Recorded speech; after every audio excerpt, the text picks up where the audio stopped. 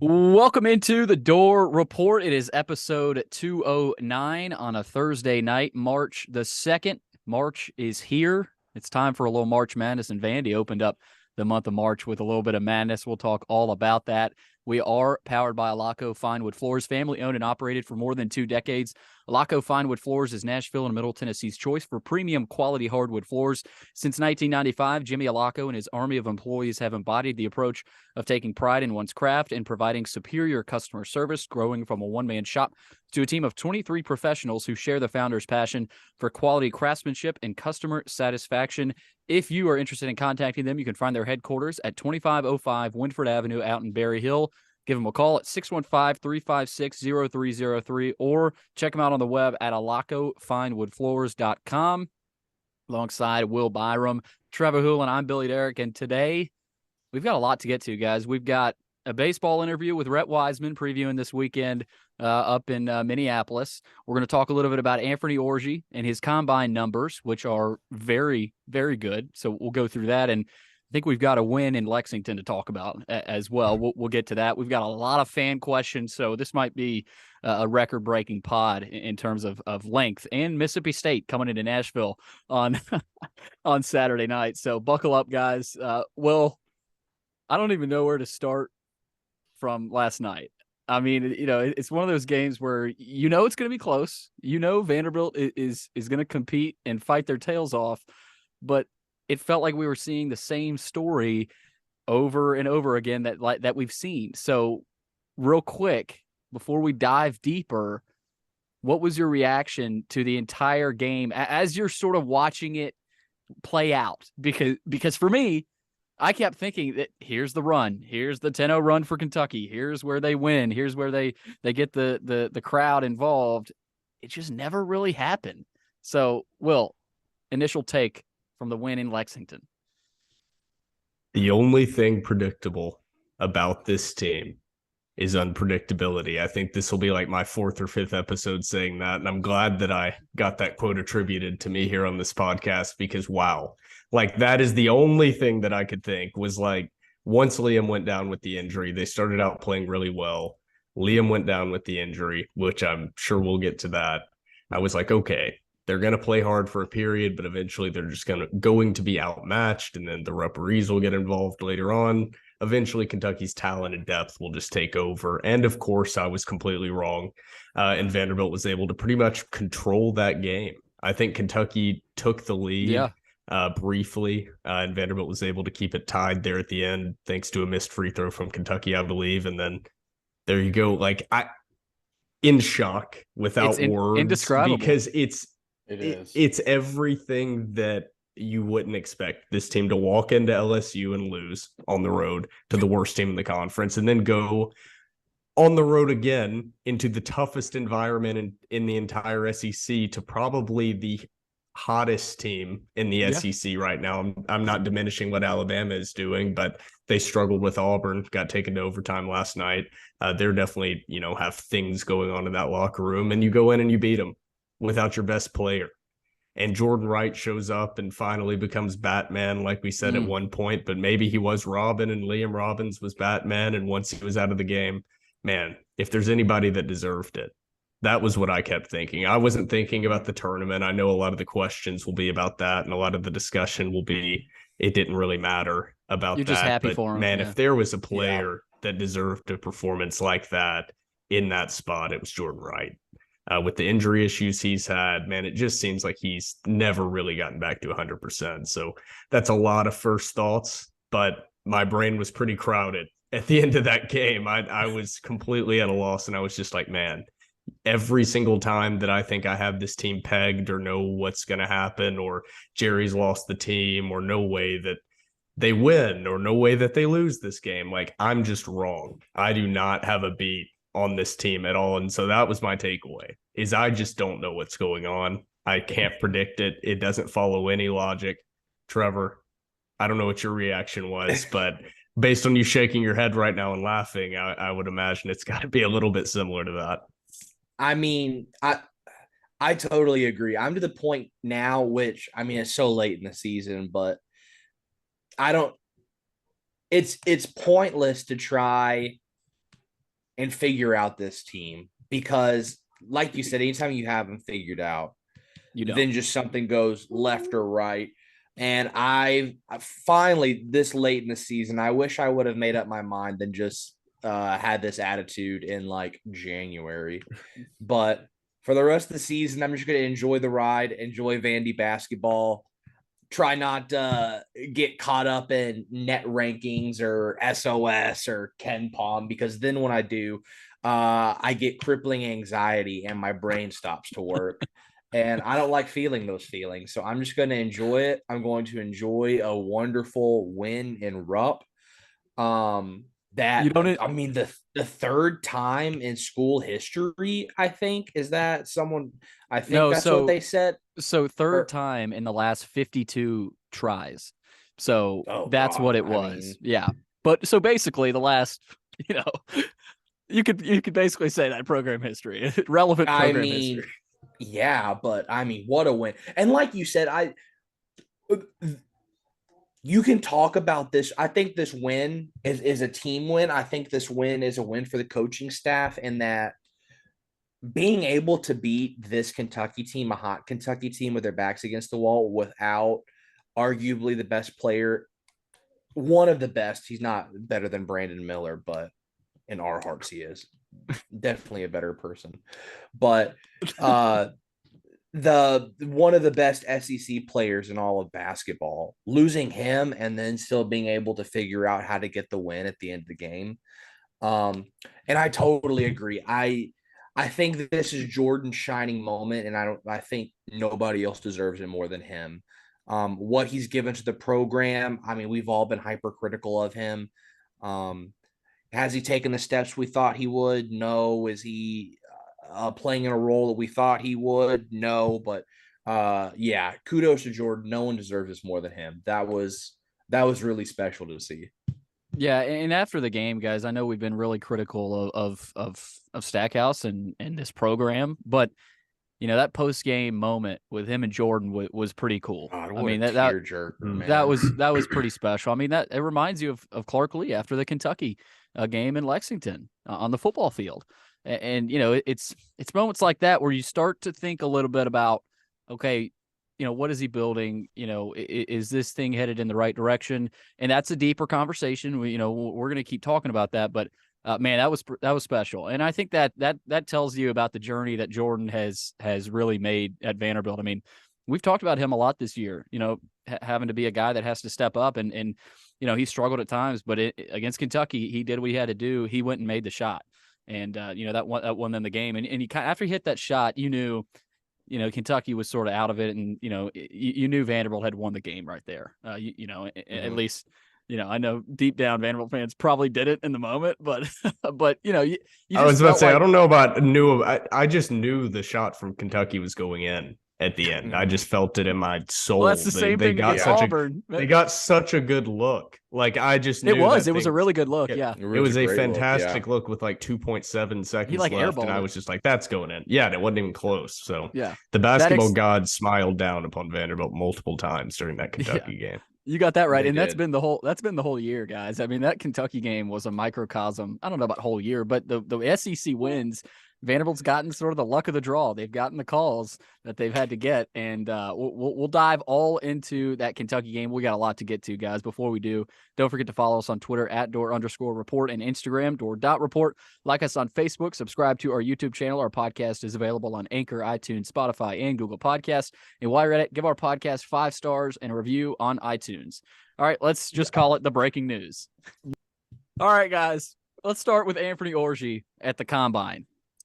Really, really good 40 time, 4.53 official 40-yard dash. That's tied for 8th among linebackers, and there's a lot of really good linebackers, so that's pretty good as well to be that high up, tied for 8th in the 40 time.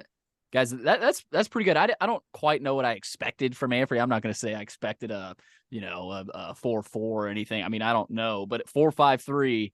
That's pretty damn good for a linebacker. I'm not sure about his other numbers, Will. I don't know if you have those, like the cone drill or whatever. But for Anthony, this combine is big. We know he's going to get drafted. But real quick, guys, what's the projection here? I mean, I know we're not draft analysts here, but Will, do you think this is 5th round guy, late 7th? I mean, you look at Anthony, what kind of an NFL draft prospect do you see him, Mr. Byrum, the draft analyst? Yeah, really putting me on the spot here. But yeah, I've got the numbers pulled up. His vertical jump, 38.5 inches, broad jump, 10 feet, 2 inches, 10-yard split, 1.54 seconds on that 40. They don't have the 10-foot. They don't have is insane. Yeah. That's an insane broad jump. They don't have the 3-cone drill, the 20-yard shuttle, or bench press yet. So I don't know. They don't have that updated. I'm assuming that hasn't happened yet. It's later on. I really don't know for him. He's going to be a physical freak, but he's kind of that tweener. I think he's going to struggle with the size that he's at. He's 6'1", 230. He's kind of that in between of an NFL guy. Can he play linebacker? Is he more of a safety? Reminds me a little bit of the position that maybe Oren Burks was kind of in, but man, he's a freak. I mean, he's just an absolute freak athlete. The broad jump or the vertical jump, broad jump you mentioned, like maybe. I don't know. It's tough. It's so early in this whole process. Yeah. He's a smart guy. He's going to interview well. I think that's a huge part when you're playing linebacker, especially in the NFL at the next level. That's kind of underrated. Is the personalities that these NFL locker rooms look for. And that's why you've seen some of these guys and a lot of these guys lately that have been coming off of not so great Vanderbilt teams. Trent Sherfield is a great example. Sticking on rosters. Trey Herndon. Guys that are not coming off, even bowl teams or even close to bowl teams at some points. Jordan Matthews still sticking on rosters. And they're able to stick from the Derrick Mason era, because at Vanderbilt, as the NFL continues to increase in complexity of scheme, having intelligent players, and obviously if you can make it through the coursework, that's an asset that NFL teams are going to continue to see as really valuable. And if you have a reputation as a program that produces guys, that have it together between the ears, I think that's going to continue to be something that NFL teams look for more and more moving forward. And right now Vanderbilt has that. Thank God that Orchie got an invite to the Combine, because the football program needed the content. I mean, they have been milking this thing right now. They had some spring stuff start, but man, they have really been showing off about Orgy making it to the Combine. So shout out to him. As they he's should, performed well so far. Yeah. I'm hoping that he can be a drafted guy. I would assume that he would be like a 6th round type player. Yeah. I could be wrong. That's what I was thinking. I haven't seen a lot of mock stuff lately going into the later round guys. I've seen a lot of first round type mock drafts, which I haven't seen him a part of, obviously, but I haven't really seen anything as far as projecting out the actual mid to late round guys. I will say they have the next gen stats breakdown for Orgy here on NFL.com, and I'll go through those, but they have his production score in the 2023 Combine linebacker rank. He's 22nd. He has a 53. I don't really know what that means. His athleticism score is an 87, 3rd amongst linebackers in the 2023 Combine. Wow. And his total score ranks him as the 16th linebacker in the 2023 Combine with a total score of 63. So there's a big, long list of things that go into that, but that rates him as an average linebacker, which is what I'm basing this on with being a 4th, 5th, 6th round guy. I don't know if you have any actual NFL draft projections out there that you've seen. I really don't, but hearing that 87 rating, Will, or whatever that was, 3rd among linebackers, and his 40 time right now is tied for 8th. And you sort of think, okay, how many linebackers are going to fall in the first, 2 days? And, you think to yourself, 4 to 5 have to at least. So maybe he is a 5th round guy, most likely 6th. I agree with you. Well, I would go 6th, if I listen to my gut, just because he could provide a lot of value on special teams. At least early in his career, until he, sort of molds into the player, that he wants to be. But yeah, I'm thinking 6th. I don't know about you, Trevor, but 5 to 7. And I would say most likely 6th, maybe 5th round. I think he's going to probably be those later rounds. He's getting drafted. He's not going to be an undrafted guy. Someone is going to pick him up. Knock on I wood. think especially with the way you see the linebacker position in the NFL, Will did hit on his size, but the NFL is shifting to that sort of smaller, Hybrid. thinner, more of a hybrid linebacker. You don't see guys who are built like Brian Urlacher or Ray Lewis anymore. It's true. Let me ask you this: does an NFL team try him out at safety? Or is that, or do you guys not? Because I'm thinking about that. At 6'1", 230, maybe they ask him to lose some weight and try out at safety, or do they just keep him at linebacker and say that's what you played at Vandy? No, I think he's a linebacker. Yeah, I mean that 4.53 speed all of a sudden isn't near as fantastic of an asset at safety. True, it's all of a sudden a little bit more of a detriment if you're having to guard tight ends very consistently on seam routes or having to pick up wide receivers. So I don't know. I'm not saying that his size is going to be like a complete detriment to him, but that is one of the reasons that he's not a second or third round guy a pro. With the production. It's not a pro that you talk about with him. Pros and cons. You don't really mention his size. In the SEC. I think too, where he's going to sort of make his bread and butter. He's good in coverage, but they're going to use him primarily probably as a pass rusher. Like that's going to be his MO. And at a position that's in a premium and not just the NFL, but all football, if you get a guy who can rush the quarterback, I think you have to stick him there. Now, obviously, there'll be times he'll draw back in coverage. That's just the job of a linebacker. But predominantly, he's going to be on the field to get to the quarterback. You throw his tape on, guys. It's been pretty impressive. I mean, just watch that Hawaii game. And keep your eyes on Anthony. I mean, every game, but that Hawaii game, going back to that one, even a lot of SEC games, the Tennessee game, every time he plays Tennessee, that the kid's everywhere. So he'll get drafted. I really do believe so. I know we've been knocking on wood there, but I think that would be a really good sort of start to Clark Lee's NFL, production, NFL talent production. I know we've seen Alan George, was up there. He's put guys from Notre Dame in the NFL, but this would be a really good start. A guy like Anthony, and he obviously had a phenomenal career. We'll continue to track Anthony and his progress there in the combine and through the draft process. But guys, let's get to this Kentucky game. First win at Rupp Arena since 2007. Vandy 68, number 23 Kentucky. I didn't even know they were ranked until like that morning. I was like, oh, they're ranked. Not anymore. 68-66 win over Kentucky for Vandy.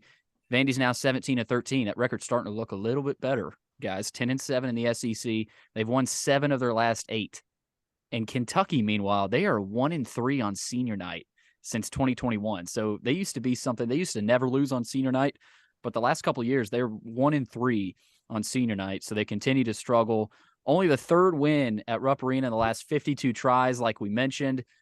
They had lost 14 straight, guys. I mean, this doesn't happen. Vandy doesn't beat Kentucky at Rupp.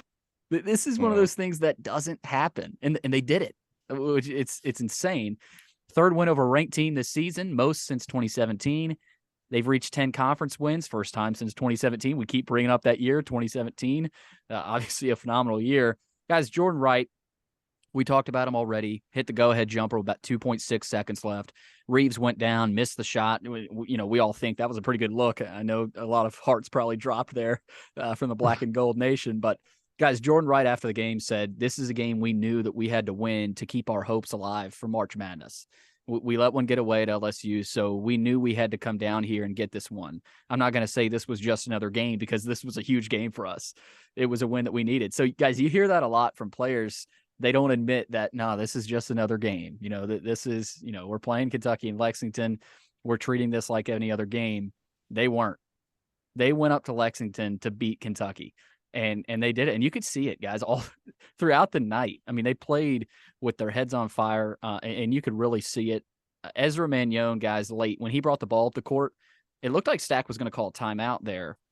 But, he handed the ball to Wright, Ezra did, who said, give me the ball. Jordan just said, give me the ball. Coach, trust me in that moment. I just got to my spot and made the shot. That's what he said after the game. So, guys, Jordan Wright won that game. I mean, great defensive effort. I thought QB played really well, but I keep going back to Jordan Wright and his journey to this moment. This is the Jordan Wright game that we had sort of been looking for. A career night, in Lexington at Rupp Arena, it doesn't get much better than that, Will. I mean, that's what you ask of a guy. And I know we talked about Jordan a lot, but man, I can't stop harping on it, because if he doesn't have that good of a night, Vandy doesn't win. If he misses a couple more buckets, they may not win. But he hit the shots when they needed him to, and he got it done. So not a whole lot else to say about Jordan Wright. Will. Just a weird feeling after this game, like every range of emotion that you can kind of have as a fan, because you just beat Kentucky for the first time since 2007. You in Rupp, you have your star player who is announced he's out for the season, but also this guy who has been through the toughest time in this program's history finally has his moment, and his moment that we've been waiting on. Yeah. So you have the Liam Robbins injury that he's out for the rest of the year. So pretty much, that the SEC tournament run, I'm not trying to put it down, or this was a great win from the team, but the back of your mind that this team could make a run, they're hot late in the year and can win the SEC tournament and get a bid that way to the NCAA tournament and do that. That's kind of out the window now. But then you go back to beating Kentucky. I mean, you can hang your hat. This team has won 7 out of their last 8. That is impressive, even though you lost LSU. That's definitely improvement from last year. So you have that aspect to it. And then you have the part of you that inevitably looks back at the LSU game and says, what if? What if they would have beaten LSU? Well, I don't think it would have mattered, honestly, looking at what happened after this Kentucky game. I think it was my dad actually on Twitter said that Vanderbilt in the first NCAA net rankings was 119. And that was in December or whenever they released that.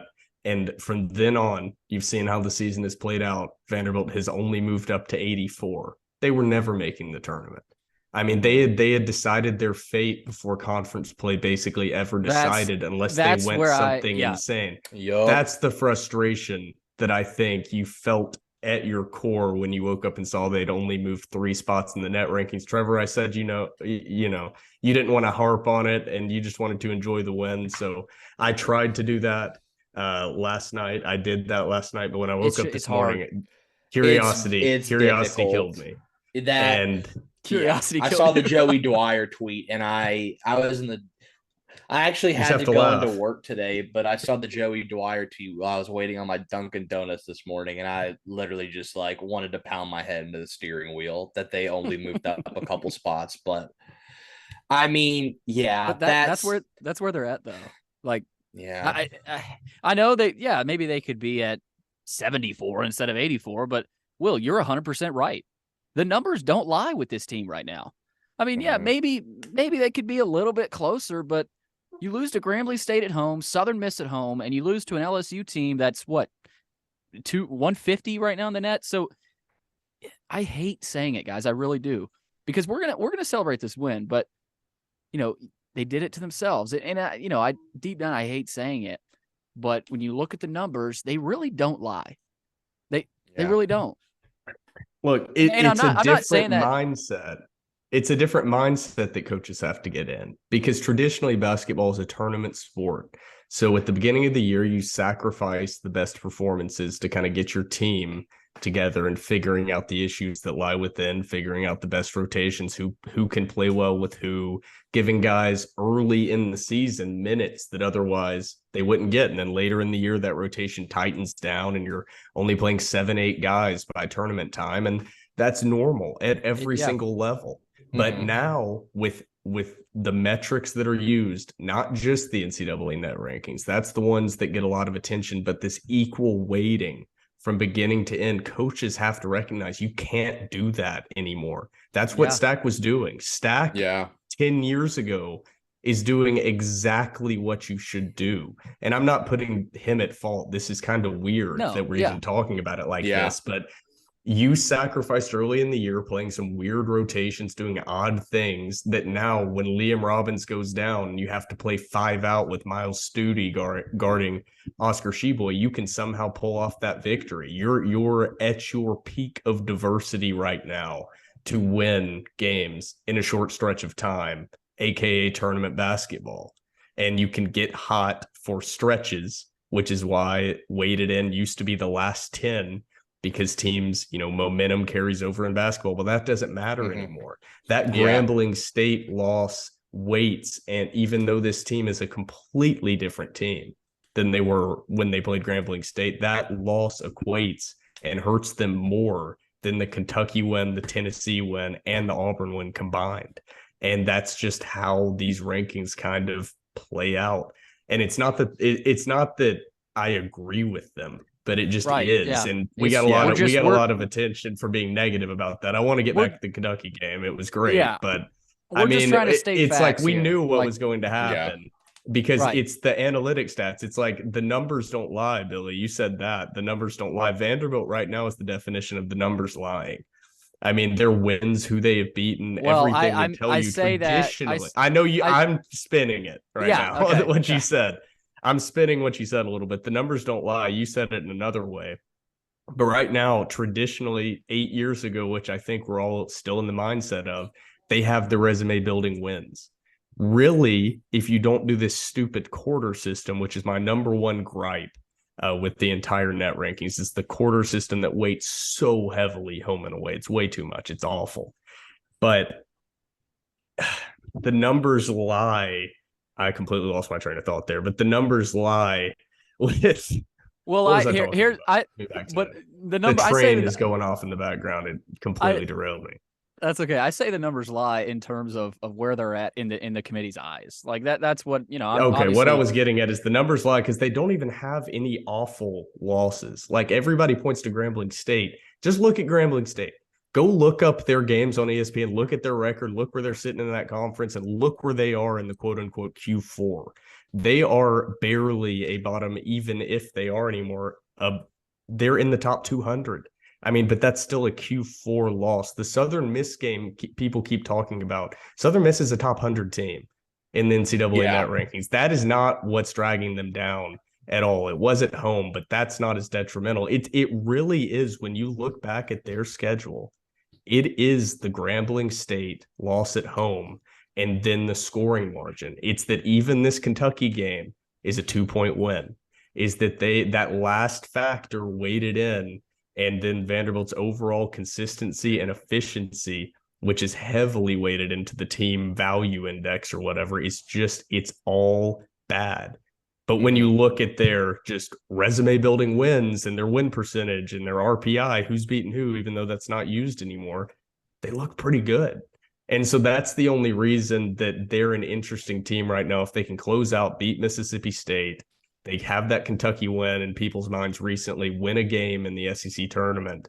I mean, people are going to look at that as maybe something that can spur change or at least a little bit of tweaking to how this process is done, because right now, just using the metric and overall analytics, that there needs to be something changed, because right now it feels like basically you can only move so far up once you have certain losses on your resume, which basketball is different than football. How these net rankings are designed feels like something that should rate football teams, to me at least. And I don't know. I don't have the answer, but I don't think the NCAA net rankings combined with these other basically exactly the same ranking systems like KenPom and KPI and BPI, which all rank Vanderbilt 83, 84, 84, 83.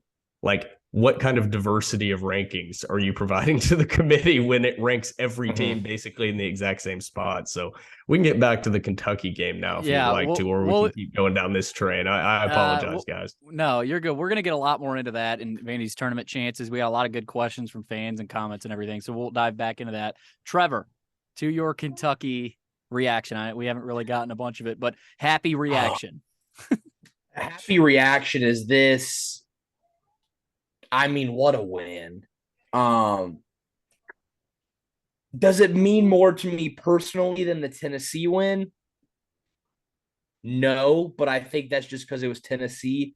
Nonetheless, this was to beat a Kentucky team like this in Rupp is a program building win. I think this is something that you can look back on and that you can hang your hat on. And I think even right now going into the SEC tournament, I think this sort of win at Rupp this late in the season gives this team a sort of even more of a swagger than they probably already have. Whenever they probably think of the fact like, okay, come tournament time, whoever we get lined up against, there's no team in the tournament that we should be scared of, except Alabama, but they're you can make the argument they're one of the best teams in basketball up there with Houston. But yeah, I mean, if you don't get matched up with Alabama, if you're this Vanderbilt team coming off this win against Kentucky, I think in your mind, you're like, there's nobody who can beat us, or at least we can play up against anybody, especially on a neutral court, especially whenever it's in your backyard. Now it'll probably be taken over by Kentucky fans, like every tournament has been since its inception. But I think this is a huge win for Vanderbilt. I think this is a huge win for Jerry. This is a huge win for the program in general. I mean, I really don't think there's enough positive things you can say about it, especially against the backdrop of losing your best player early in Liam. God bless him, man. What a incredible season, a historic season. I mean, Liam Robbins will go down as one of the best. I've seen some people make the argument the best big man in Vanderbilt history. I mean, he's up there. He's up there. I don't want to say he is, but I'm kind of leaning towards the he is, because we've never seen a big. It's the same problem that Scottie Pippen Jr. would have in discussing any of those things. Is something with the magic of those guys is tied to, success, and it doesn't take anything away from what Liam has done, because he's improved the program. Obviously, they have won while he has been there. It's not like I'm diminishing that at all, but you definitely lose something when you don't have the moments in the tournament settings with fans associating, and that's not necessarily fair.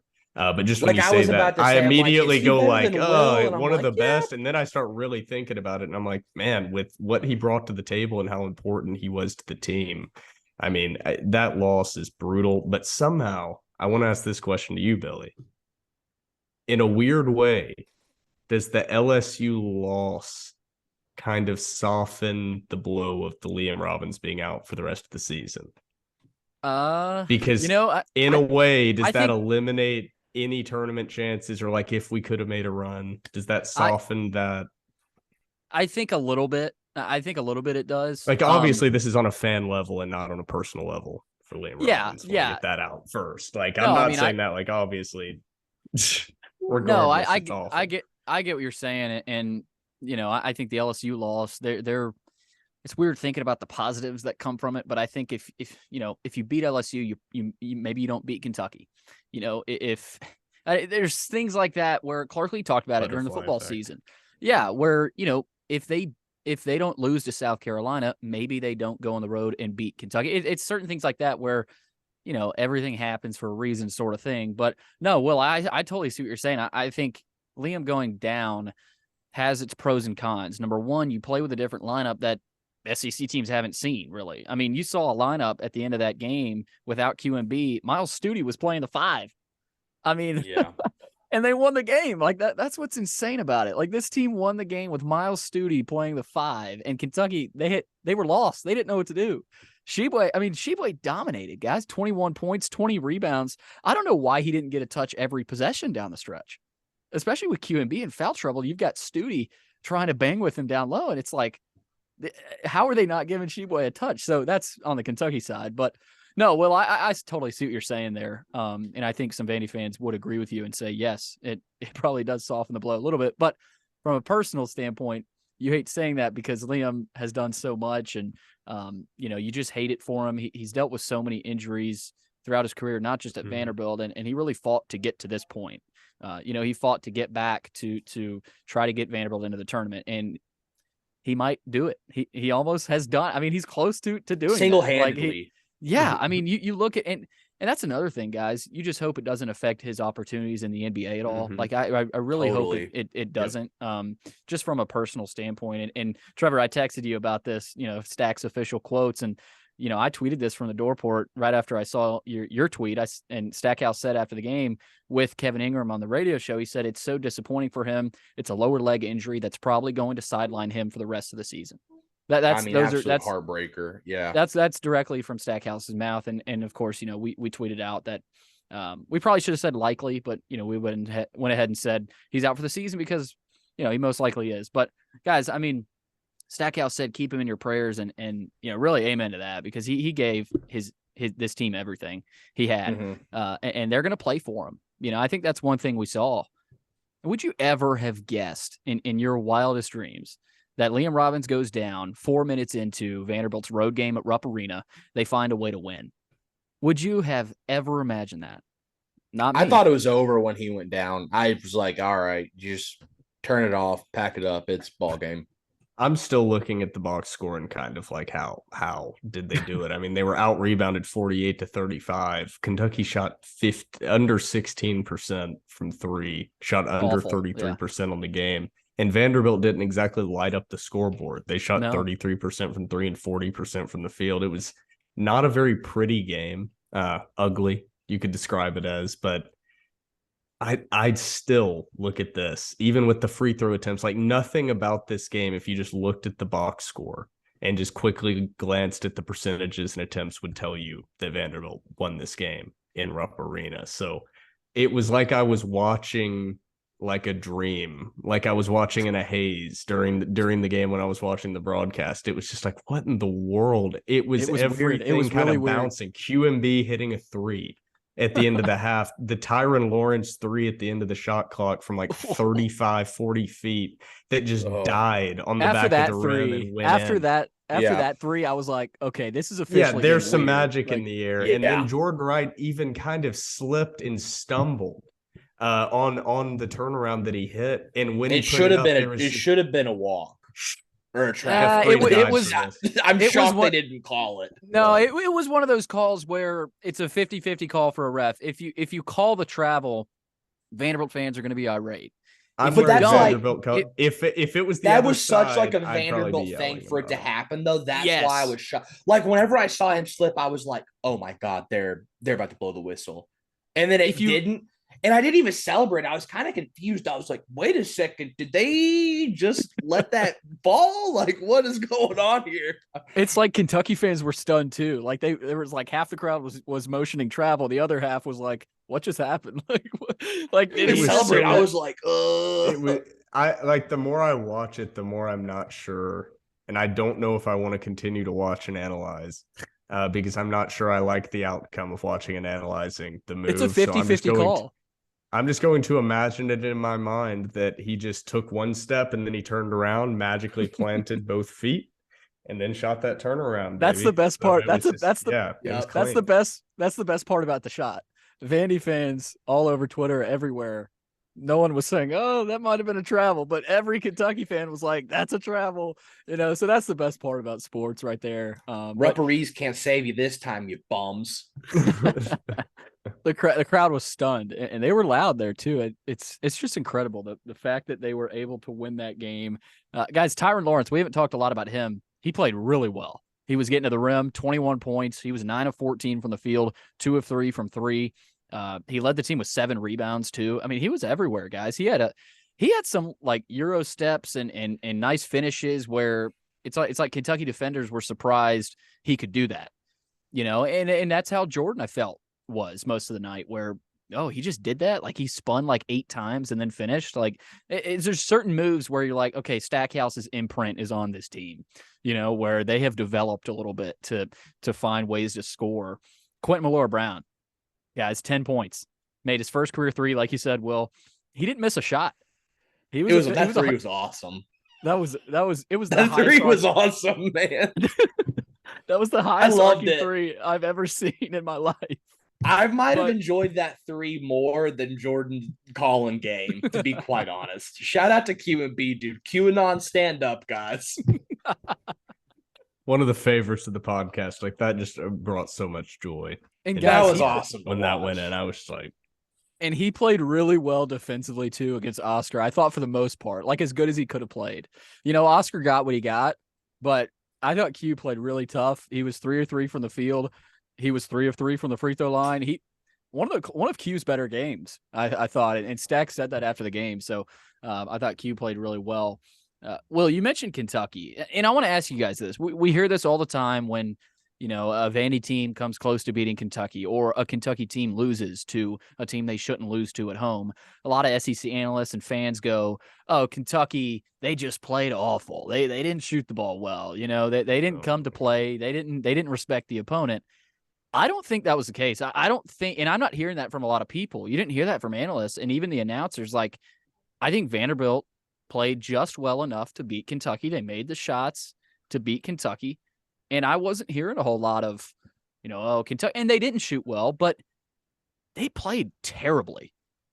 I mean, you think back, and their effort defensively was awful. And I'm not making an excuse for why Vanderbilt won the game. I think Vanderbilt went out and won the game. But, well, I mean, you hear that a lot.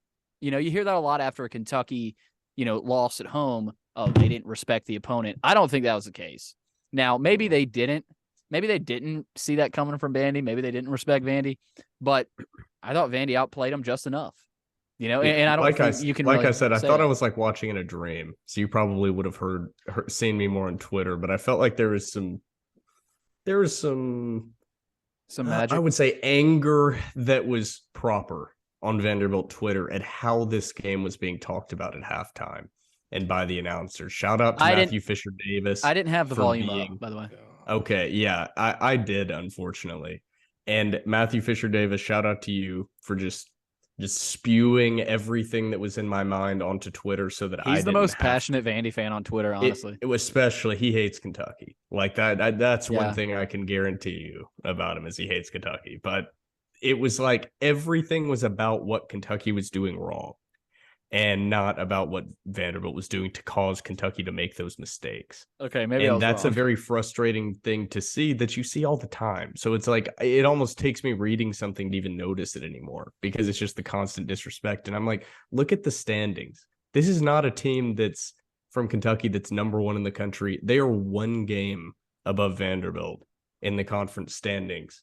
Like, I know the net rankings, like, put them in the fucking garbage. Like, right now in the SEC, Vanderbilt can finish with the same record in conference, potentially, as Kentucky. Like, that right there is crazy that this game was talked about the way it was from the announcers, from the halftime crew, and their immediate reaction and all the recaps that I've seen. It was an upset, okay? Vanderbilt was coming off a disappointing loss and then beating Florida. Okay, it was an upset, and added on to it was the Liam Robbins injury.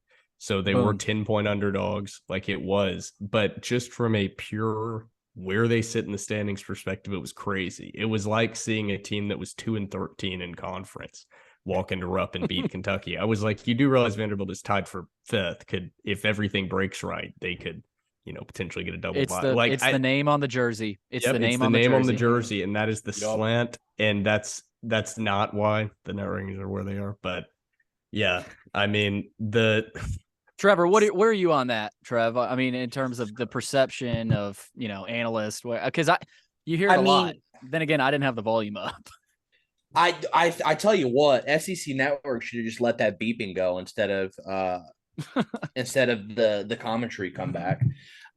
This is classic SEC basketball bias to where everybody wants to give Kentucky basketball this nice little back massage and act like Slick Rick is still coaching at Kentucky or that John Calipari still has the juice. Breaking news, he doesn't. Breaking news, guys. Kentucky is a middle of the pack SEC basketball team. They are no longer part of the elite. That's a true statement. Yeah. I'm sorry. I don't know what to tell. Who was it? Pat Bradley last night? Was he on? I forget, but whoever. Bradley and Slay, right? Oh God, Ron Slay. I forgot about him. The fact that even let him. It was Slay. It was Bradley and Patrick Young. That's who it was. Patrick Young. I could go on about Ron Slay. The fact that the SEC Network even allows him on TV is freaking insane.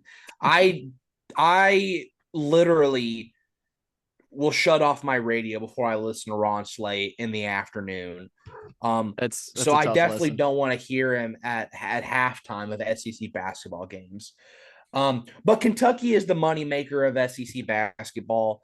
I mean, it is what it is. Their fans are freaking weirdos. Even when they suck, they're going to pack out whatever gym Kentucky is playing in, and they're going to go into hibernation during baseball and football season.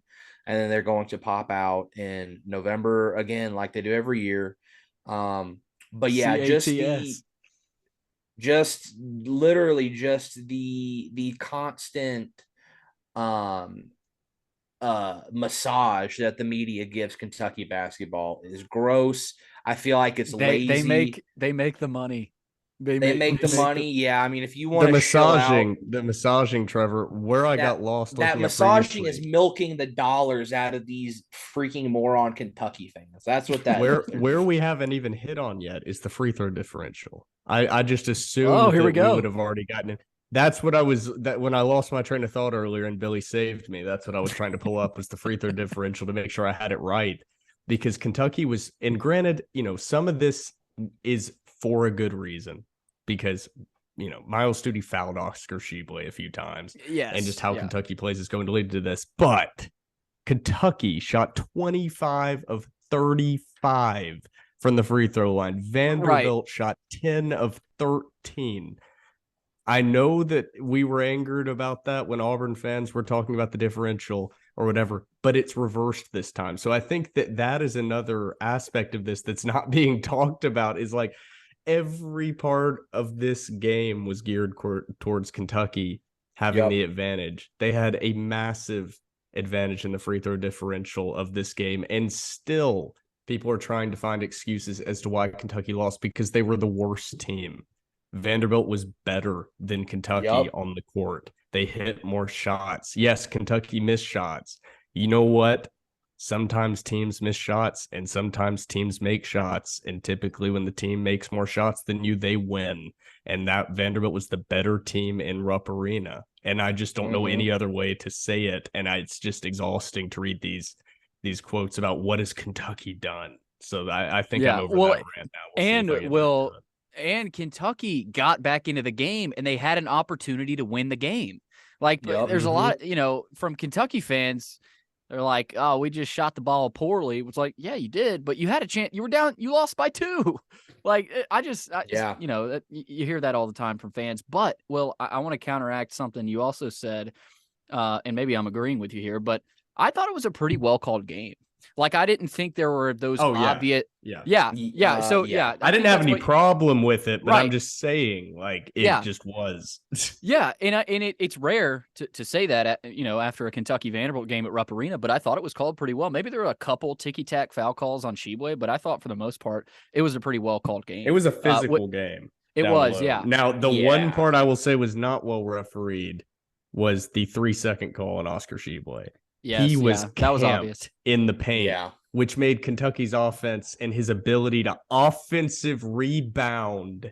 I cannot yell this enough. This is one of like the 3 actual notes I had written down. Is why Oscar Tshiebwe is such a good offensive rebounder? Because the entire possession almost he can just plant underneath the basket. And I don't know what deal John Calipari made with the SEC Devil, where Oscar Tshiebwe cannot have 3 seconds called on him. But Jacob Scholl tweeted out a video. I think he at least sent it into a Door Report group message. And it was just a video of Tshiebwe committing a 3-second violation like 3 times in one possession. It was crazy. And once you started looking for it, it was just more and more and more. So that's another part of it. Like, there was outside of that, well refereed. There was one where initially it looked like Tshiebwe fouled Studi on a rebound, but you look back at the replay and Studi like strangled him, like pulled his neck back like a WWE move. I was just laughing after that. But it's so funny. I'll say that. I feel like Studi does that regularly. And whenever it's not just to see what happens. Whenever it's not called, I absolutely love it. I think it's the coolest thing in Vanderbilt basketball. Look, he committed some fouls. But Yeah. I mean, he held his own to what a lot of people consider, outside of maybe Castleton and Robbins and Chibwe. I mean, those were by far the three best big men in the SEC. If you asked a random poll, Trevor, I see your face. But I mean, I think Studi, he's not a post, and you just shoved him in there against maybe the best offensive rebounder in the SEC. And yeah, he gave up some fouls, gave up whatever, but he bought them enough time. And I totally that was agree. key. Yeah. I that's something we can't forget, guys. Studi's defense on Chibwe. I mean, I know he got bullied a few times and Chibwe got some rebounds and buckets over him, but for the most part, Studi did what he could. So I thought the defensive effort was just as important as anything they did offensively. And Stackhouse said it after the game. Will, you talked about it earlier, how Vanderbilt didn't shoot the ball particularly well, but they still found a way to win. And Stackhouse said that after the game. He said, we don't have to play well to win. And I, it was almost one of those Stackisms again. I was like, wait, what? And then I thought about it. I was like, okay, he probably meant shoot well, because I think you do most of the time have to play well to win. But you guys get what I'm saying. Vandy didn't shoot the ball particularly well, but they found a way to gut it out down the stretch. And it was their determination, guys. I mean, they weren't losing that game. Any more parting thoughts here? We're going to get to, we got a lot of fan questions, guys. And a lot of it, has to do with this Kentucky game. So we can go ahead and roll into those. This is presented by Primus Bank. Kennedy Mathis doing a great job writing also with Primus Bank. Let's start with Art Goldfinger, guys, legendary Vanderbilt fan on Twitter. He said, and we've answered this, but he says, what is the net and why does it suck so much? I'll hang up and listen. It's where the nerds have ruined sports. I tweeted out the factors of it today, actually. Yeah, so. We've answered that. I think we've shit on the net enough. Scott Panier on Twitter asks, is Liam Robbins out for the year? If so, I will cry myself to sleep. I mean, I'll hang up and listen. Scott, he is. Now, it's not official, but Stackhouse said he's likely done for the year, and that typically means he's done for the season. So I don't know if you guys, I think you guys agree Liam's done for the year. Also, typically, whenever a guy mouths, it popped. It popped, yeah. That was, That's I not mean, good. and I felt like my heart broke in that moment. I was it's like, it's like the TV cameras knew he was about to say it popped because it was the perfect timing. They cut to it, and it. God. Yeah, my heart broke for him in that moment. I was like, "Oh my God!" I wasn't making a joke when you tweeted. I think it was Billy from the Door Report when Liam Robbins mouthed, "It popped." It faded to commercial, and the Burger King commercial came on, and it was like, BK, and Whopper, that was just Whopper, like I just sat Whopper. back, like I knew. But another part of the Liam Robbins injury is he's had some ankle stuff already. He definitely has an NBA career or the possibility of a professional basketball future. And so at this point, you don't have NCAA tournament hopes on the line. He's 7'1". Maybe it's time, if it is something that he could push back from and maybe play through, which we have no idea at this point. I think probably they're going to be overcautious of not having another injury for him. So I think that also probably weighs into it. But I would say he's probably, you saw that it's popped, and then Stackhouse saying he's probably is probably a definitely. So unfortunately. And two, even if there was a possibility for him to come back, he's literally already given his all to the program. Yeah. And so just even like me personally, even if he could come back, it's not going to happen, but it wouldn't feel right. Dude, you've given your all for this program. Rest up, get healthy for the draft. He came back early from his latest injury. And then he kind of re-rolled he rolled the other one during that. And once you have one ankle injury, I'm sure that somehow that's slightly correlated to injuring at a different spot. So you have wrap and braces and different things. And you're overcompensating in different areas. Yeah. So that's definitely something. I would just be really shocked if he comes back to like play in the NIT. That would be thoroughly shocking. That would be the biggest I'm back moment of all time, though, if he does. But if that did happen hypothetically, you got to put his number in the rafters. Like you got to put his number in the rafters. Like start making the start printing it at that moment. Yes. All right. Southern Boys Sports Podcast asks, do you think that the Dores can continue their hot streak / recent success throughout the SEC tournament and punch their ticket to the dance? I'll start there. Not without Liam Robbins. Yeah, I mean, I think that's where we're at. Yeah. You know, I think the overly optimistic Vandy fan would say, hell yeah, you know, of course we can. But I think the more reasonable Vanderbilt fan would say, we don't have Liam Robbins. If we win that first round SEC game, we're probably going to have to face either Tennessee or a Missouri or an A&M. That's not going to be easy on a neutral floor. Also, no Lee Dort.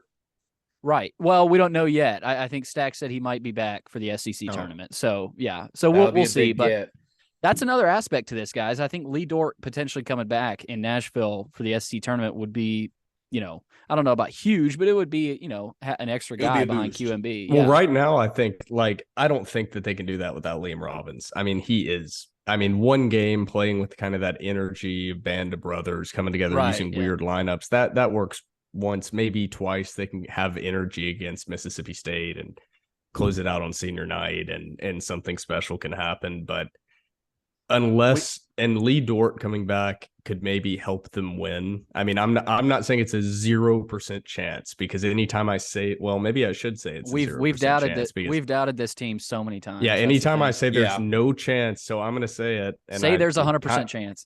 I truly believe from the bottom of my heart, and this is not a joke, Vanderbilt has 0% chance to win the SEC tournament without Liam Robbins. I'm putting that out on record. It's my real feeling, and I'm not going to say why I'm putting that out on record, but it is actually how I feel. And Trevor, Lee Dort coming back could provide a little bit of depth, because right now with QMB as basically your only five. I mean, Malik Dia kind of can play five, but at some point in a tournament, Studi, some point in a tournament setting, you're going to get in foul trouble, dude. QMB is going to get in foul trouble in a tournament stretch, and then you just can't survive without a consistent 5-man. And imagine if him and Dia were both in foul trouble, and then you're just stuck with the five guards. There's no closing it out with anybody else. You have no other posts. I mean, it's literally gone from the deepest position on the team to the thinnest position on the team in the stretch of a month. Welcome to Vanderbilt basketball. And the only thing I didn't like about Matthew Fisher Davis's Twitter account last night was the fact that he publicly shamed Malik Dia. He said he's killing us, and I was like, the dude's a freshman. And he's barely played any minutes. Yeah, he's playing at Rupp Arena trying to guard Oscar Tshiebwe. What do you? Yeah, he's giving his all out there, man. Yeah. So anybody saying Malik Dia was killing Vandy, it's all right, let's cut the guy some slack. He's a freshman. It's trial by fire. I mean, that's quite literally throwing him in the lion's den and being like, hey man, just do your best. Yeah. I mean, yeah. All right, let's get to Michael here. He said, who would you prefer to play in the quarterfinals if Vandy makes it? Kentucky or Tennessee? I feel like it's Tennessee now that they don't have Zakai Ziegler. Mm-hmm. I think that's a really good point. That's a great point. I think that's a good point, because you look at Tennessee right now, they're a longer lineup, but they can't score. Tennessee can't score. Vandy can score. I know they don't have Liam, but with a guy like Jordan, if he plays like he did at Rupp Arena, Vandy's going to be tough to beat. You still got to have that supporting cast of Lawrence and those guys. But from a Vandy fan's perspective, I would say Tennessee. I don't know about you guys. I think, too, with Tennessee, the Zakai Ziegler was a great point. I think, too, now that Liam's out, you have to look and see where are the matchups. Which you don't have the option, but matchups, and specifically at big. Oscar Tshiebwe, great big. Euros Plavsic, he sucks. He's not good at the game of basketball. I would feel very confident with QMB on him. I would feel very confident with 80% Lee Dort. And so I think Vandy fans, I would love that matchup. I think that's a winnable matchup, simply because whenever you look at 1 through 5, I think you could give the edge to Vanderbilt. And specifically where Vanderbilt, like you said, Will, is the most thin, Tennessee freaking stinks. That guy sucks. He's just not good. And you don't have to want to play Kentucky in a neutral site in Nashville again. Oh, God. I'm not saying they can't beat Kentucky again, but, Will, you don't want to have to play Kentucky in the SEC tournament. Yeah, I was just looking at all the different kind of ways this can fall. But yeah, there's no doubt Tennessee, especially after you beat Kentucky. There is just something about that in basketball. I mean, I know you beat Tennessee on the last second buzzer beater, but the injury is the difference. But the turnaround of just beating them in Rupp, so you know you're not just the basketball gods are not going to shine down upon you twice and have Kentucky shoot those percentages. It's just not going to happen. I know that's not true in like any data you would run, but I know it in my heart of hearts. So the injury, of course, which you don't wish that upon anybody, but obviously that makes Tennessee even more beatable. An opponent that Vanderbilt has already beaten. So now Vanderbilt has the injury to Liam and Tennessee has the injury to Ziegler. So it kind of, I don't want to say it evens out because I think Liam is probably a bigger piece to Vanderbilt's offensive production than Ziegler. I could be wrong. But to me, he is. But I still think that that's a better matchup for Vanderbilt for an entire game, especially with just how big Sheboy would play a factor and just absolutely in tournament basketball, it would be really tough to deal with them. And guys, that Vanderbilt, there's a potential for a Friday night Vanderbilt-Tennessee matchup at Bridgestone. There's that potential because if Vandy gets the 6 seed and Tennessee has the 3 seed, Vandy just has to win that game, that first game, and move on to play Tennessee on a Friday night for a potential spot in the NCAA tournament. How about that for a little chills for Vandy fans? I mean, that's... I would be in there like white on rice. Like I would, I would be in Bridgestone. And I think that's a game that would have a underrated crowd there because Tennessee fans travel well. Vandy fans like, hell, we're going to that. You know, I mean, it's in Nashville, so just to shine a little light on that as we move on here. We got a question about Malik Dia. I know, we were sticking up for him there. Christopher asks a pretty good question. He says, what does Dia have to do to be ready for the rest of this season? He looked lost Wednesday night. He looked like a guy that never expected to play.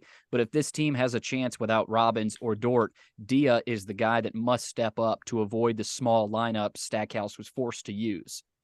I think that's a really good question. His question is, what does he have to do to be ready for the rest of the season? I think the only thing he can do is shoot the ball well. Play more. Now, he's got to play more. But, But guys, I mean, you saw the Kentucky game at home. He made 3 threes? Like if he does that, that's massive. There's one thing that will make Malik Dia be a lot better of a player. And he's not going to be playing in Rupp Arena against Oscar Sheboy. Boom, and that for him is a nightmare matchup because coming in, Malik Dia lacks a polished post game. He's got the unique ability of a big man to step out and stretch the floor, which is a unique skill. But you knew the reason he was a 3-star coming in and he wasn't a 4 or 5-star guy was he didn't have a polished post game. He wasn't Oscar Sheboy. He's the exact opposite coming in that Oscar Sheboy was. Like Malik Dia is the opposite of Festus Ezeli, like coming in. Like he has all the finesse on the outside. He can handle the ball. That's usually the part that's a struggle for a big. He's a 6'9" guard. So it's just the matchups and what you're doing. I mean, there are going to be spots that he's going to be a freshman. There's nothing he can do to prepare. I mean, at this point, you are where you are within the team. I mean, if you're trying to prepare going into tournament basketball at the end of the season, like, dude, you've missed the boat. Yeah. So it's just going to be matchups right now. And I mean, if Studi can hold his own against Sheboy, I mean, that is definitely not Studi's game and never should be Studi's game trying to defend a 5-man. But that's pretty much it. It's like he's going to be used in better spots than that. And that was just a nightmare.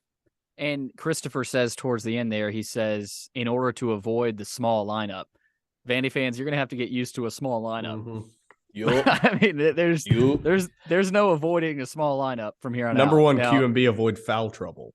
And that's the number one. Right. This should really be about QMB. Stay out of foul trouble. But for Dia, the only thing I'd say, guys, is work on your pick and pop 3, because if you can hit that, because he can shoot, he can make that shot, guys. So that would be the only thing I say to Dia is work on that pick and pop. For the amount, there's just something about QMB being placed in this critical, pivotal position. There's something with the about amount it. That we have spent, the amount of time we've spent talking about. I'm with you. Backup post on this team. There's something about him just being placed in these critical moments late in the season, like Bury in the 3 at the end of that. He's going to be placed in those moments again. Mr. Consistency. Anybody goes down, any problem with the team, he's going to be cornerstone. QMB is going to be there. He's strapping him up, double knee sleeves, double compression knee sleeves, baby. He's barely making it up and down the court, and he's still walling up, bodying up, ready to QMB is the dude who's got you in hell at a YMCA game. Dude. QMB's got you in an absolute rear naked chokehold at the Y. We've said it before, but like he can affect another player in a way that's so much different than even like a great shit talker, because I know QMB will like talk, but I know he's not going back and forth all game. He's just being physical. He's just, whenever I see every QMB on time the floor, you set a screen, he is gonna hammer you. Like, when you post, you are going to get a perfect wall up with his entire chest and weight just direct into that cement brick wall of Quentin Millora-Brown. Like, it's incredible. He's like that players coach in high school that like, take a charge, he'll take the charge. He's that. Yeah. That's why like Stackhouse. That's a great comparison. Like, that's QMB, guys, but his offensive game, and part of me feels weird saying this, but the guy's gotten better offensively. I mean, improved so much. He has, yes. I remember right when he got on campus, I was like, what in the crap is that guy doing in a Vanderbilt uniform? But he's made a lot of progress, guys. Let's get to, we got a question from Vandy Dude. He says, how do you think Vanderbilt will continue without Robbins? We've kind of gotten to that. I don't know if you guys have anything about, how does Vandy attack a team like Mississippi State without Robbins? We can get to that later, but we've sort of ran through that a lot of that. Right. I mean, you gotta have Tyrin Lawrence step up and keep doing what he's been doing. I mean, I think he's like the silent, consistent guy. I mean, he put up a quiet 21. Yeah. Yeah, a very quiet 21. He seems to do that a lot. We seem to say that about Tyrin a lot. Not in the Tennessee game. Made a big splash there with that he'll 3. Score, but other than that, it's like he'll score when you're not watching. Like, he'll score when you go to the bathroom. It's like, and some of those finishes are so difficult. And it's like, if any other player, he makes them look so easy. It's like some of the stuff that Scotty would do last year and Liam would do occasionally, but Tyrin does it all the time, where it's like beating his man off the dribble and then left offhand coming up kind of a weird angle off the backboard, and he's so good at finishing. So Tyrin Lawrence just needs to continue to play well, and then you got to have somebody else step up. And is it Jordan Wright going to be Jordan Wright every night? Probably not, based on what we've seen, but it's got to be somebody. I mean, Trevor, Billy, who do you think it's got to be? Miles has got to get going for sure. I was fixing to say, I have a feeling deep in my bones. It's not based on logic and reasoning. Nothing I have said on this pod in a long time has ever been based in logical reasoning. I don't use statistical analysis. I have not since college. I have a feeling deep in my bones that Miles Studi is going to have a breakout game very soon. Shoot. He shoots. He's cold.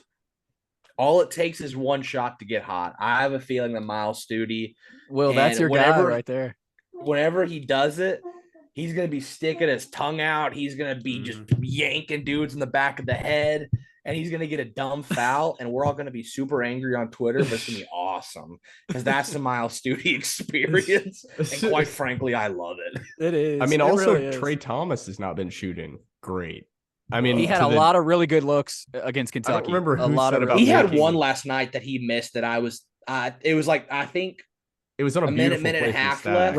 Right wing. Yeah. Late in the game. Oh my God. He missed that. And I was like, oh my God, we lost. That was a gorgeous play from Jerry Stackhouse out of that timeout. Like, I like to give credit on those. And that was beautiful. It had me looking the other way. And then poof, Trey Thomas was wide open and he missed it. Yeah. I think he was like 0 for 7. I could be wrong. Yeah. It was not Trey Thomas's night. But Trey's is the part, Trevor. Sorry. There's I don't know who asked it earlier. The question that was like, could Vandy punch their ticket? I'm like, the non-logical, non-data, knowing this isn't true. Like, there's so many guys that are due for a game. And it's like, that is not a data thing. Yeah, it's like Trey Thomas at some point is going to be hot. And Miles Studi at some point you would think is going to be hot. It hasn't happened recently. Is it going to happen in Mississippi State? Well, if it doesn't happen in the Mississippi State game, There's just tournament ball left. So does it never happen, or are they going to get hot in SEC tournament? That's the thing. We haven't seen that yet. A little excitement. I like it. We haven't seen it. Do we see it in Nashville? Who knows? Let's go to Luke. Really good question here. Should Stackhouse be in the SEC Coach of the Year running? And I know you guys might have laughed at that. I think he's closer to that than a lot of people think. I think Dennis Gates is the guy right now at Missouri. What he's done there has been phenomenal. Other than Gates, maybe Nate Oates, maybe not. No. But like what Stackhouse has done, what Stackhouse has done, shouldn't be forgotten this year, just sort of thrown away, by not just Vandy fans, but SEC fans. Like, I think SEC fans are starting to take notice of what he's done. Now, there's still work to be done, and I'm not saying he's a lockdown. He should be SEC Coach of the Year, but I think he's closer to that, to the top of that list than some people might say. Now, y'all might disagree, and, one win over Kentucky, before the Kentucky game, we weren't even really talking about that. Like, I think some people need to maybe pump their brakes a little bit. I know you beat Kentucky at Rupp, but, this season's not over. So I say, he's closer than y'all think, but, what do you think? I know you weren't really a big fan. I mean, I feel like I will say this about Stackhouse. I was off the fence. I was on the fence. I'm sort of convoluted. I'm in the middle somewhere. I would like to state publicly now. Publicly. I'm not back on Jerry. But I like Jerry. Mm-hmm. And I said, if they don't make the tournament, I want him out. It's just me being a fan. I'm willing to have him back next season. I think what he's done with this now, this may all change Saturday if we lose to Mississippi State. And because I am so incredibly manic and irrational, I might want to dissolve the basketball program. So just take this at face value. I mean, what he's done this year, he's not Coach of the Year. As much as I would like a Vanderbilt head basketball coach to win SEC Coach of the Year, he's not. I think you're right. I think it's Gately. Gates. Yeah. Gates. Sorry. He's done really, really well with this program, especially after losing your number one scoring scorer in Scottie Pippen Jr. last year. So yeah, I'm off. I'm on. I love him. I hate him. I don't know. He's proven a lot. And he's had a really, really good season. And especially whenever it matters the most, late February, early March. I mean, he sort of put his cards on the table and just coached great basketball. And I don't remember the last time. I mean, last year we were in the NIT, obviously, but it's weird to have meaningful Vanderbilt basketball late in the season. And it's fun. And kudos to Jerry, kudos to the staff, and to the players. Yeah. But with that being said, I don't think he should be Coach of the Year.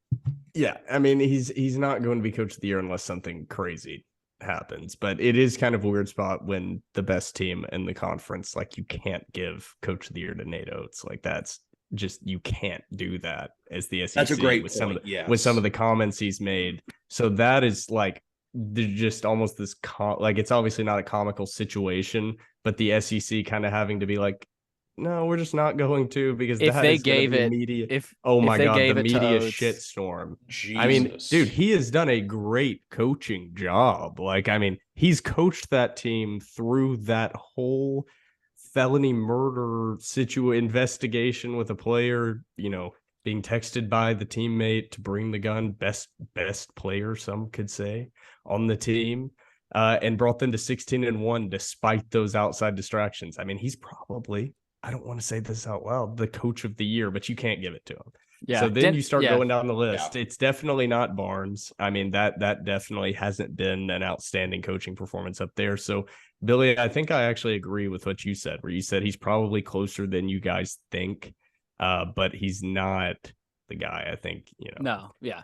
I just don't think you can justify it with a team that, yes, there's been improvement, but they're not really in tournament contention, even though they have climbed up the SEC standings. I just think that kind of knocks him off the list, especially when they're not coming off of a season last year where they won like 2 or 3 games in conference. Right. I also think that would change the conversation if they That's went what Missouri did. Yeah. 2-16, 3-15 in conference. Then all of a sudden, like Missouri, they're sitting up there at 10-7. That would put them in the conversation. But as of right now, unfortunately, great job winning the Kentucky game, but no. Yeah. All right, let's get to Tommy Hulan. He says, I'm sure somebody else.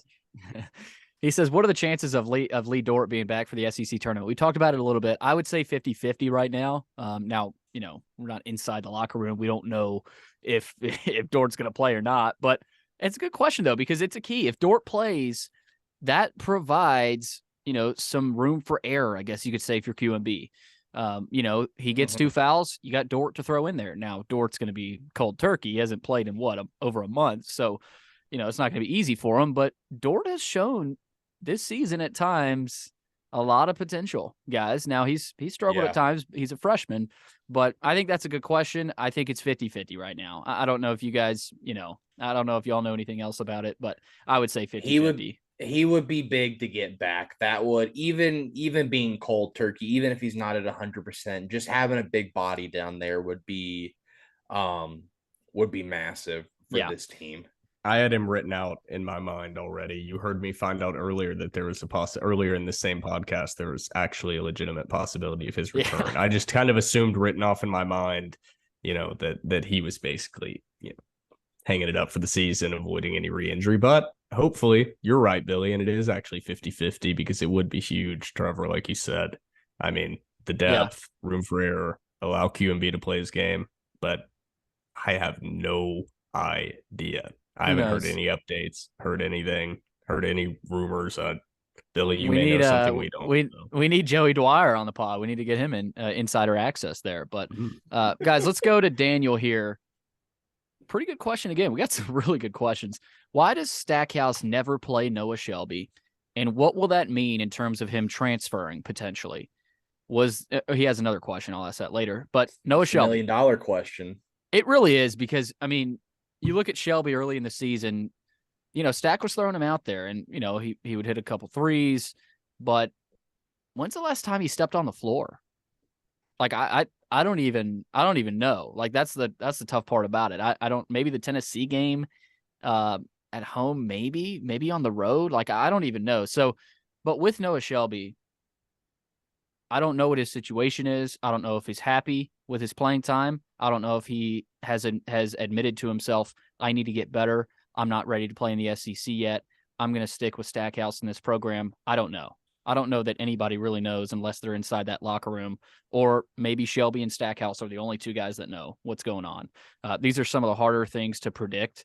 My gut tells me he hasn't been happy with his playing time, but maybe that doesn't mean he's transferring.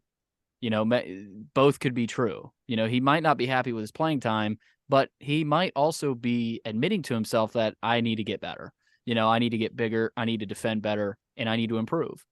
I could be wrong, but I think that's sort of, my guess. Now, I have no clue what's going on, and he could transfer after the season. He very well could. But you look at a guy like Shelby, and he was a 4-star, had big time offers from everywhere. And I've heard a lot of people talk about he doesn't want to sit. He wants to play. And I've heard people say he's going to transfer. But then again, you never know. So honestly, I don't know, but my gut tells me that he's staying. But I could be wrong.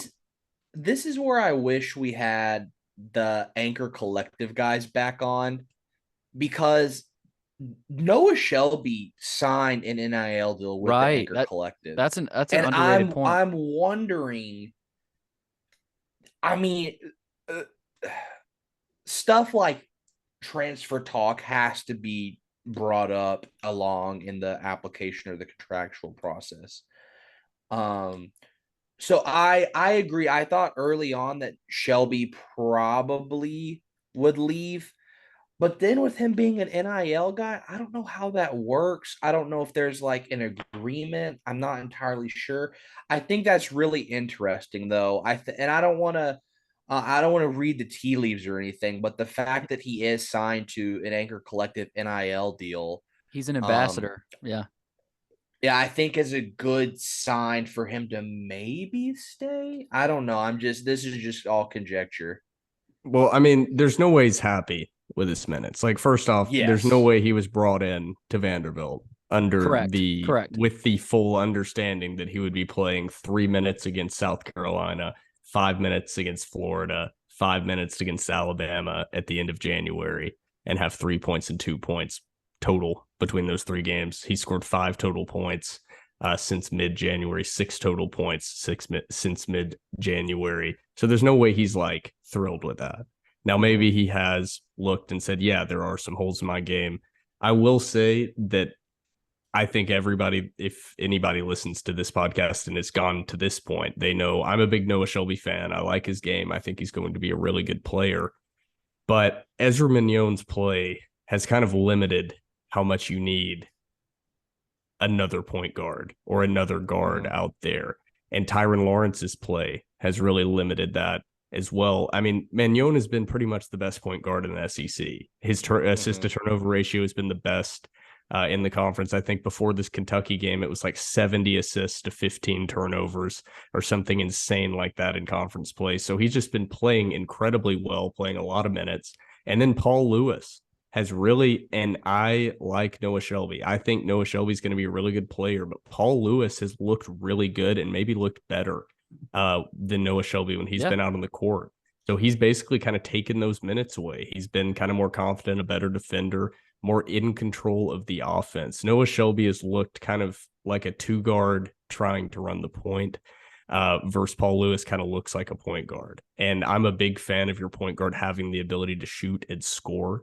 But what Mignogne has been doing, being able to get to the basket and just get this team in rhythm, it's undeniable that this team is so much better and in control and just getting in the right spots, even when they have 5 guards on the court. Even when Studi is out there, when Mignogne is out there, it just seems like the offense has the ability to flow better. So I don't know how much this is like a Noah Shelby thing. Like, obviously there's room for improvement in his game, but I think everybody kind of forgets, like, it's not super normal for true freshmen to just walk in and start balling out of control. I mean, especially if they're not these super highly rated 5-stars.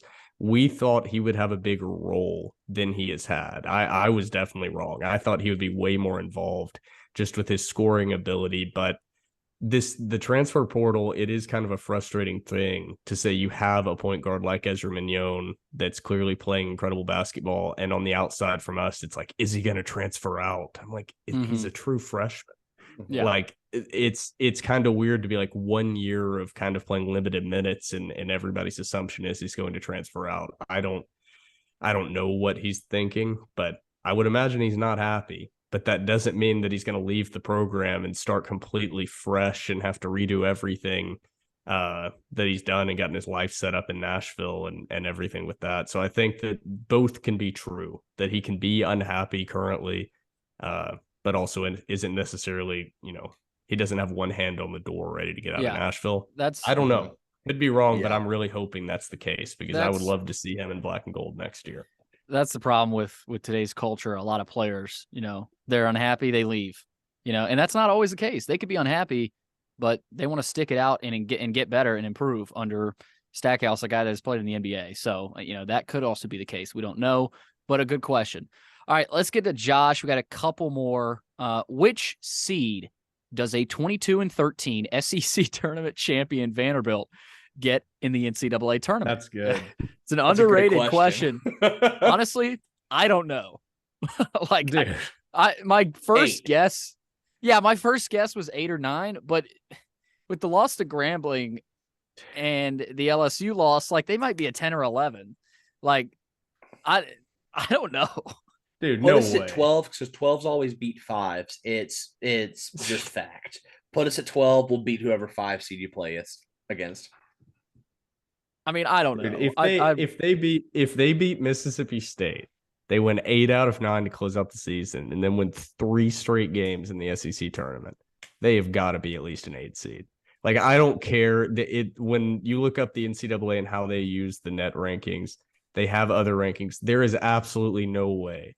Like, and this is all hypothetical fantasy land, but a 22-13 team that has won, what is that, 12 out of their last 13 games, being a 10 seed, that would be, or a seed under, like in the bottom half, so they would be theoretically an underdog in the tournament to whoever their first matchup is. Like, who in the world would want to see that matchup? Like, oh shit, we have to play the conference champion of the SEC, who's gone 13 out of their last 14 with wins, and the other 10 seed on the, or 9 seed on the other side is Southern Miss or VCU or a school like that. So, I mean, two teams that has played, unironically. Dude, that's a great question. It is.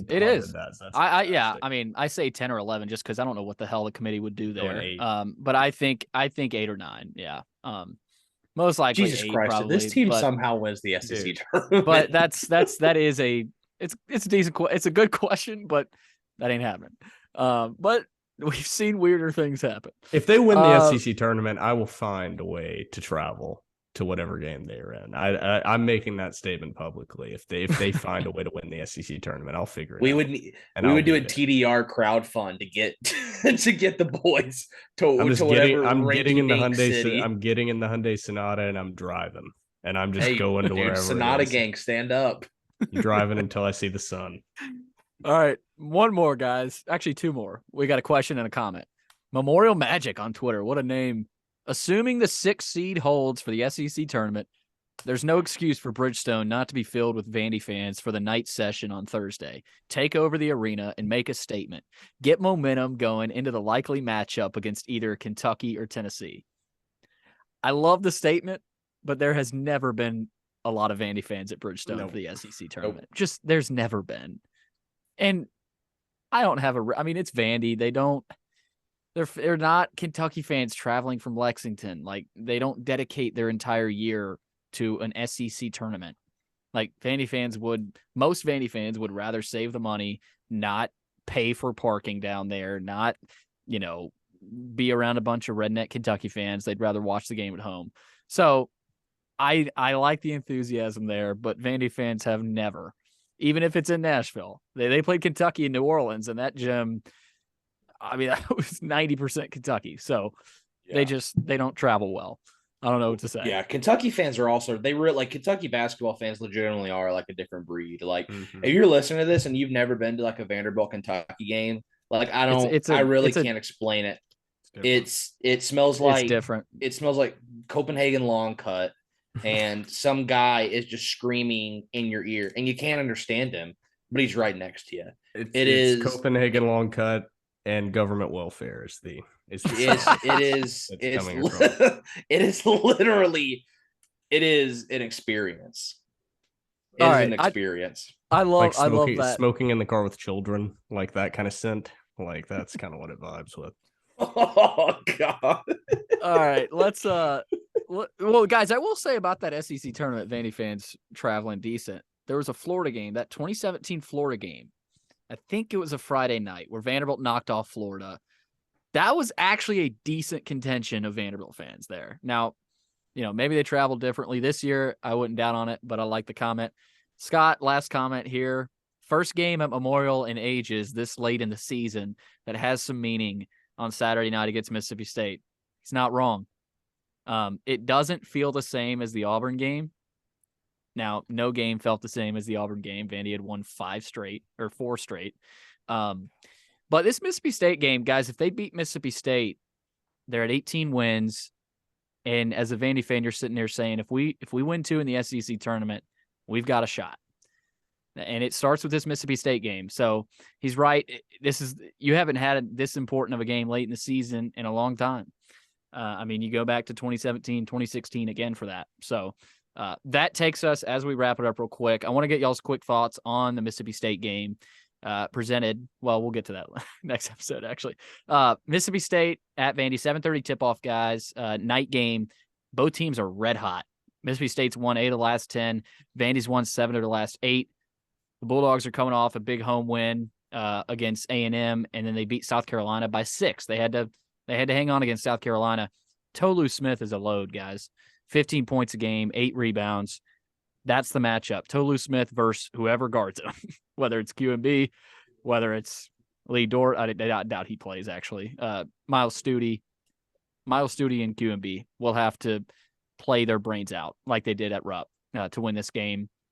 Guys, this is going to be a bloodbath. Like, if you really think about this matchup, Mississippi State needs this to get in.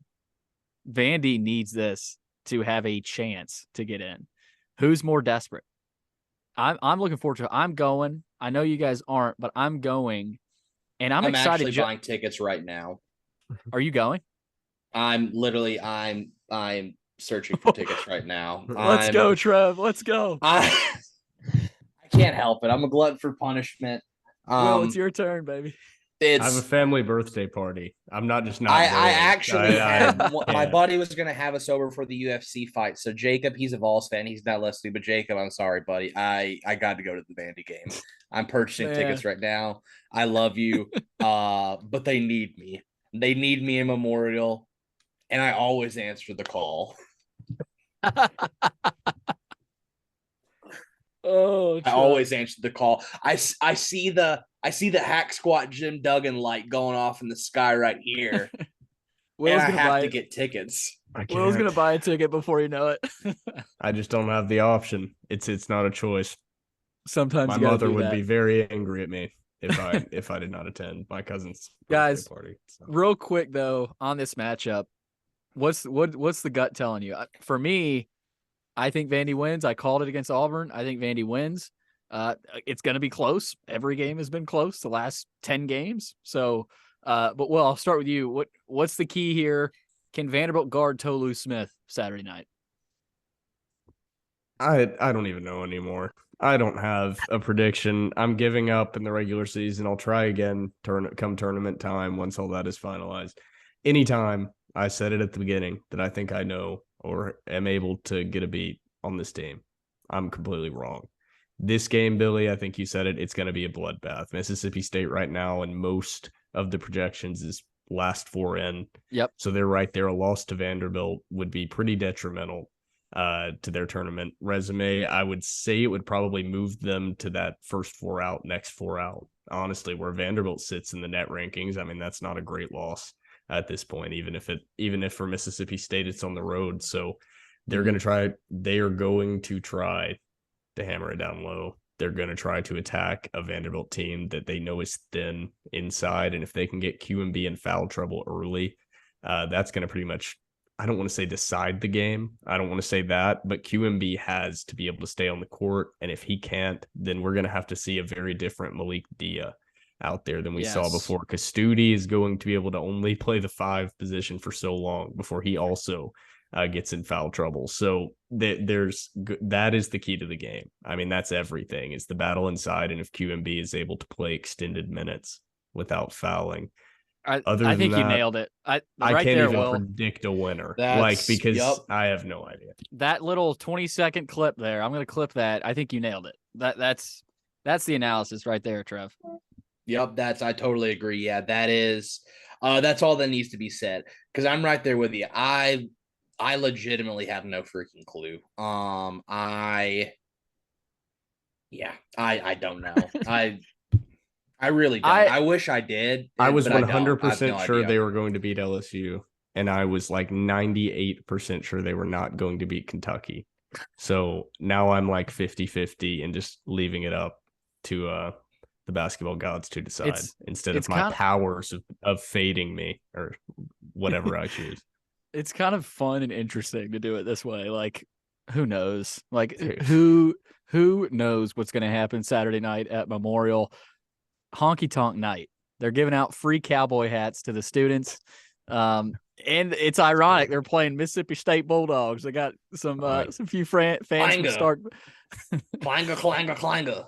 They're gonna try to sneak in some cowbells there to Memorial Gym, but should be a fun atmosphere. I think it should be a really good crowd. Another one close to a sellout. I mean, you look at it, guys. The last chance for Vandy fans to get into Memorial this year. Is it senior night? Mm-hmm. It is. Yes. Is Liam the only, or is Ansong a senior as well? I tried to look into that. I just you thought think about honor that. QMB again. I don't know. Who knows? Because he got honored last year, didn't he? Him and Drew Weichert. Or am I making that up? I think they'll. No, you're not. I think they'll probably honor Q. And I want to say they'll honor Liam because Liam has no eligibility left. So that'll be a pretty special moment. He'll probably be in crutches, and he'll walk out there. That'll be special because Liam deserves it all. And I want to say Ansong. I want to say Ansong.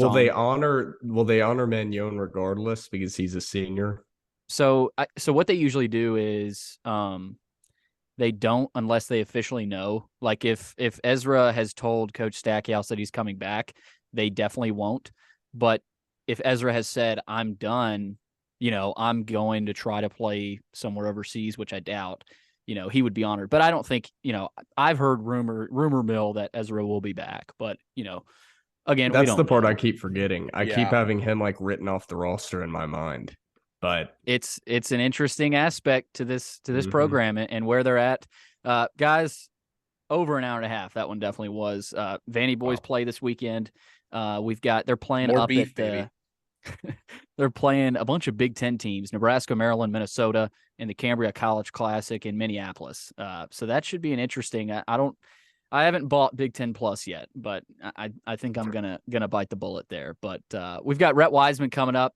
Loaded TDR, longest TDR in the history of TDR episodes. Rhett Wiseman talking all things VandyBoys. See y'all at Memorial. Trevor will be there. I'll be there. Will, I know you'll be watching. You'll be there in spirit.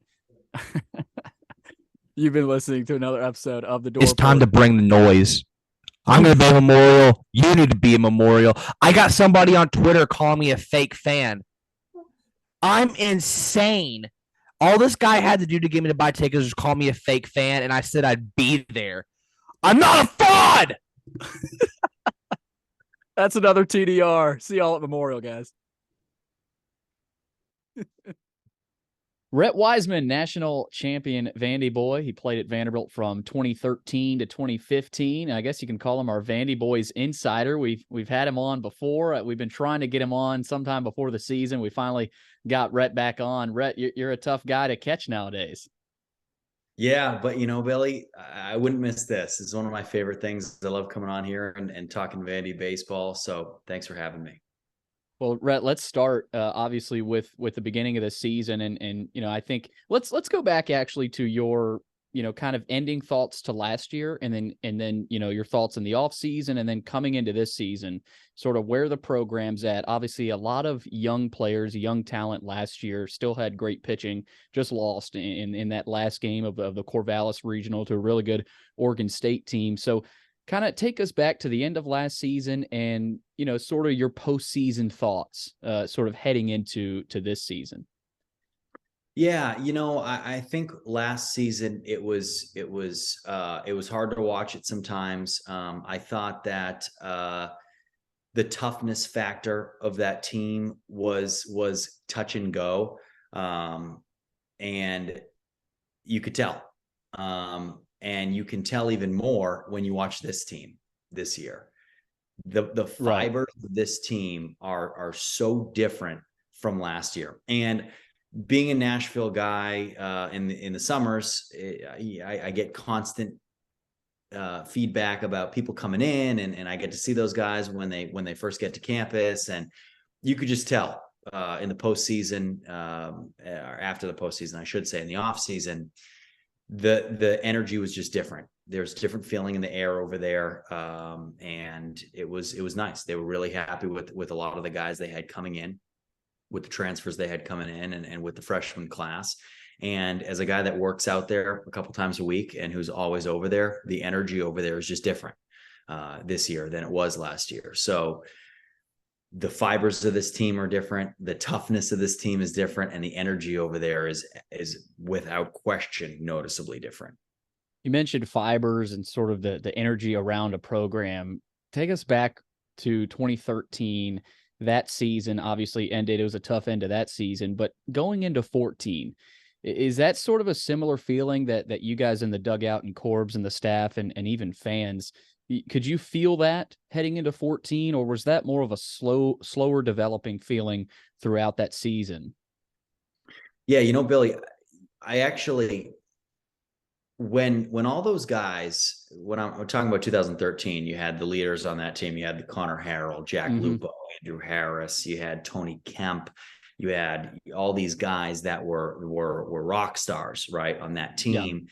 Yeah. And when they left, there was definitely a feeling of, okay, we need to step up.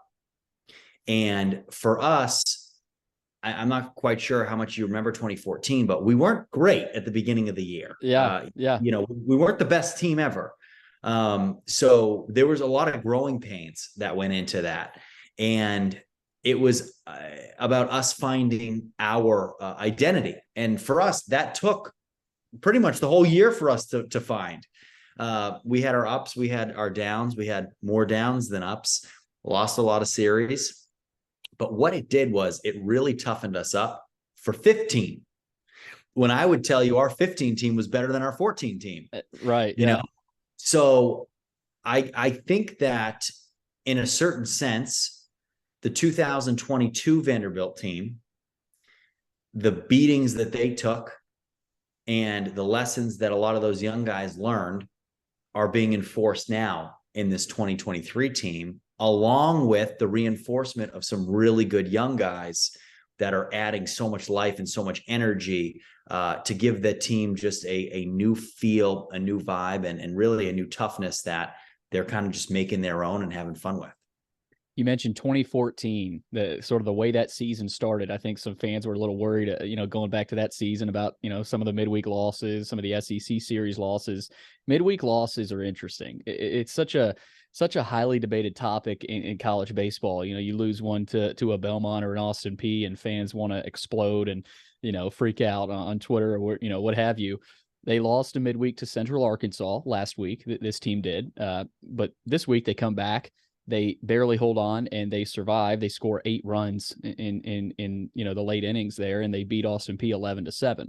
So talk to me about midweek games. And I know we've talked about this before, but as a player, how tough is it to, after a long, hard fought weekend series, turn around on a Tuesday night at home against, a mid-major team who is very feisty and they want to come in and beat you? How tough is that to manage as a player and knowing you've got another big time series coming up that next weekend? So there's a lot of trap scenarios that happen there. So how would you describe that midweek game and how tough it can be? Because I think a lot of fans don't really understand that. It's all about setting the tone. And the thing about the midweek games is it's really easy for your starter to go out there and not set the tone. On a Friday night, when you have Carter Holton going out there, all the guys rally behind that and they say, hey, Carter's throwing tonight. Let's go. Let's go. We're winning this game. Right. And then he goes out in the first inning and strikes out the side and fist pumps and yells as he walks off the mound. That fires guys up. Mm-hmm. When you have a midweek game and there's a guy who's getting a spot start who might not be a guarantee in the rotation, and he goes out and he might be trying to work on stuff, the guys behind you feel that. And it's kind of lackadaisical. You might not have people in the stands. You don't have the gear up to it. But at the end of the day, the guy sets the tone. And if you recall, back in 2013, the guy that pitched on Tuesdays for us was a guy named Walker Buehler. Yep. And that guy went out there and set the tone every single Tuesday. And I think we won almost every single Tuesday, right? So it's all about setting the tone. And so much of that gets lost. The pitcher has a huge, huge job to do there. If that guy goes out there and he's fired up like he's pitching on a Friday night, immediately that bar is raised, that energy level's up here, and it's easy to play behind that guy. Let's go to the weekend series, Vanderbilt and UCLA. Friday night, they got, obviously, you just mentioned Carter Holton. He pitched a gem. And then Hunter Owen on Saturday, he pitched well, but UCLA was able to beat Vanderbilt 3-0. And then Sunday, Vanderbilt wins an absolute pitcher's duel 2-1. They're late. So after a series like that, I'm not sure how much of you got to watch, but after a series against a top 25 team, a program like a UCLA, and you're able to win that series, Corbin talked about it after the game. He said, it was a happy Corbin. It was a happy Tim Corbin after the game. And that's what happens when you execute at home against a top 25 team that early in the season. So what did that tell you about this group, that they were able to bring in a really good UCLA team, fight throughout the entire series, find a way to execute and get the win? Yeah, it's all about scraping across runs when you have pitching like Vandy does. It's been a couple of years since Vandy's had pitching like this. And even when we had Leiter and Rocker, they didn't have the depth in the bullpen. And that's why whenever those guys came out of the game, if they didn't score 5 or 6 runs, they would lose. Right. So you need those back end guys. Bryce Cunningham coming out of the bullpen this weekend was an absolute monster bulldog savage who just came in and was just blood coming out of his eyes, which was amazing because you need that guy. That's the guy that's your go-to guy. Right. Mm-hmm. And then you had guys like Hunter Owen who come out and just throw a gem. I mean, through a gem, you got to score to win, if you give, and I don't even think, and I could be wrong, I don't think he had any earned runs. I think the runs came after he was pulled. I think you're right. Yeah. So what else can a guy do, right? He goes out there and puts up zeros every single inning. You got to score to win. Holton sets the tone on Friday, shoves it where the sun don't shine on Friday nights. Hunter Owen comes in, a guy that has virtually no time pitching, comes in and just puts up 0-0-0s on a Saturday against one of the best teams in the country. That's amazing. We're going to need that all year. And then Futrell, who has been one of my favorite pitchers now for 2 years, who just throws strikes. He's smooth. Goes in there, throws strikes, fills up the zone. He's tall. He's big. It's a lot of stuff coming at you. But they had the bullpen to back it up. So when the starters were done, the bullpen came in and did everything they could. Now, that Saturday game, if you can't score runs, you can't win baseball. 3 runs on a Saturday, you should be able to overcome that. I thought the pitching was amazing. And it's light years different from years past. Yeah, the stats looking at the weekend starters against UCLA from the starters, 15 and a third inning pitch, no runs, 18 strikeouts. I mean, you're going to beat a lot of teams, not just, a top 25 team, but a lot of SEC teams as well that come into your ballpark. So you talked about the starting rotation and how important it is to have guys like Futrell and Holton, who you can just trust. You can send out there, and the defensive guys they're confident, and it's a better feel. How important is it to have a starting rotation? And you had it. You had it most of your time at Vanderbilt. I mean, let's face it, most guys who played at Vanderbilt have that. But how important is it to have a starting rotation like Vanderbilt has right now this season that everyone else, the coaches, the fans, the players can trust to execute every time out? Now, you're going to have some down games here and there, but more often than not, you're going to see a gem. So how important is that to a team, especially in the SEC where you're seeing the best bats in the country? It's the most important part because pitching and defense wins games in this league. That's what it is. In the SEC and in the postseason, it's all about pitching and defense. Do you have to score runs? Of course you do, but you got to execute. Last year is an outlier because the balls were so juiced. It was kind of a joke. It was a home run derby. I mean, go look at the numbers in Omaha last year compared to years past. That's not a real year in regards to offensive numbers and production. It's not. Go look at every year in Omaha. It's tight games. Every year they broke every home run record last year. They broke every run record. They broke everything. I think there was a stat that they had scored more runs through 3 or 4 games in Omaha, the first 3 or 4 games, than they had the entire series the year before. Was it the balls, the bats? It's the balls. But I believe, and I don't know what the serving size is, but it seems like the balls are more back to normal this year than they have been in years past. So it's back to a pitching defense game, which is what Vanderbilt does. They play unbelievable defense. Don't even get me started on that infield that Vandy has this year. I could watch them play all day. Never mind, the best college player in the country in center field up the middle. So when you play defense like that, and you're a pitcher and every single ball on the ground with Diaz and Vastine is going to get rolled up into 2. When you get a guy with a great glove who's a freshman at third base who's playing like a senior, You've got a guy that has experience at first base. You've got a really good 2-catcher combination behind the plate, and you've got an All-American absolute superstar in center field. It's easy to pitch. And you're not worried about every ball you throw over the plate getting hit out of the yard because the balls are juiced. It's easy to pitch. That's a fun game to play where those pitchers are saying, hey, we have strikeout power stuff, but we also know we can pitch to contact. And when you play good defense and you pitch like that, all you got to do is manufacture a couple runs a game, which when you have speed like Vandy does and the contact ability that they have, they're going to. I don't know if you've noticed, but I don't think anyone's gotten on first base this year that hasn't tried to steal second. So they're going to put pressure on defenses. They're going to run, and they are going to manufacture runs. Let's get into some of those position players, and you got to start with Enrique Bradfield Jr. I mean, he made history over the weekend, broke the all-time stolen base record with number 97. I said this on our last podcast. I think he's going to go down as one of the best position players in program history, and he could be arguably the best, depending on what he does offensively, defensively this season. I mean, he's right up there with Alvarez, Kemp, Swanson, outfielders like you. I mean, there's been so many good outfielders at Vanderbilt. On Tuesday night against Austin Peay, he reached base 5 times, Rhett, scored twice, knocked one in, and stole his 98th base. So that's not even talking about what he did defensively. I mean, the guy quietly. Yeah, the guy, I mean, he makes catches in the gap where you're like, I don't know that anybody else could have made it look that easy. I mean, it's ridiculous. So when you look at Enrique, what impresses you the most? Is it just everything? I mean, is it his development offensively? Where do you go with Enrique and what you've seen so far this year? For me, it's not even a question. It's the defense. It's not even close. He's the best defensive outfielder I've ever seen at Vanderbilt. No questions asked since I've been there. I've played with some unbelievable outfielders, and it's not even a competition. He's heads and tails above everybody else. And I know because I've been seen it live where he's standing. Right. Yeah. And I also know how hard it is to get from that gap to that gap when you're playing a guy, oppo, and then you have 2 strikes, and where he ranges to and how he moves around. It's crazy. He's a freak.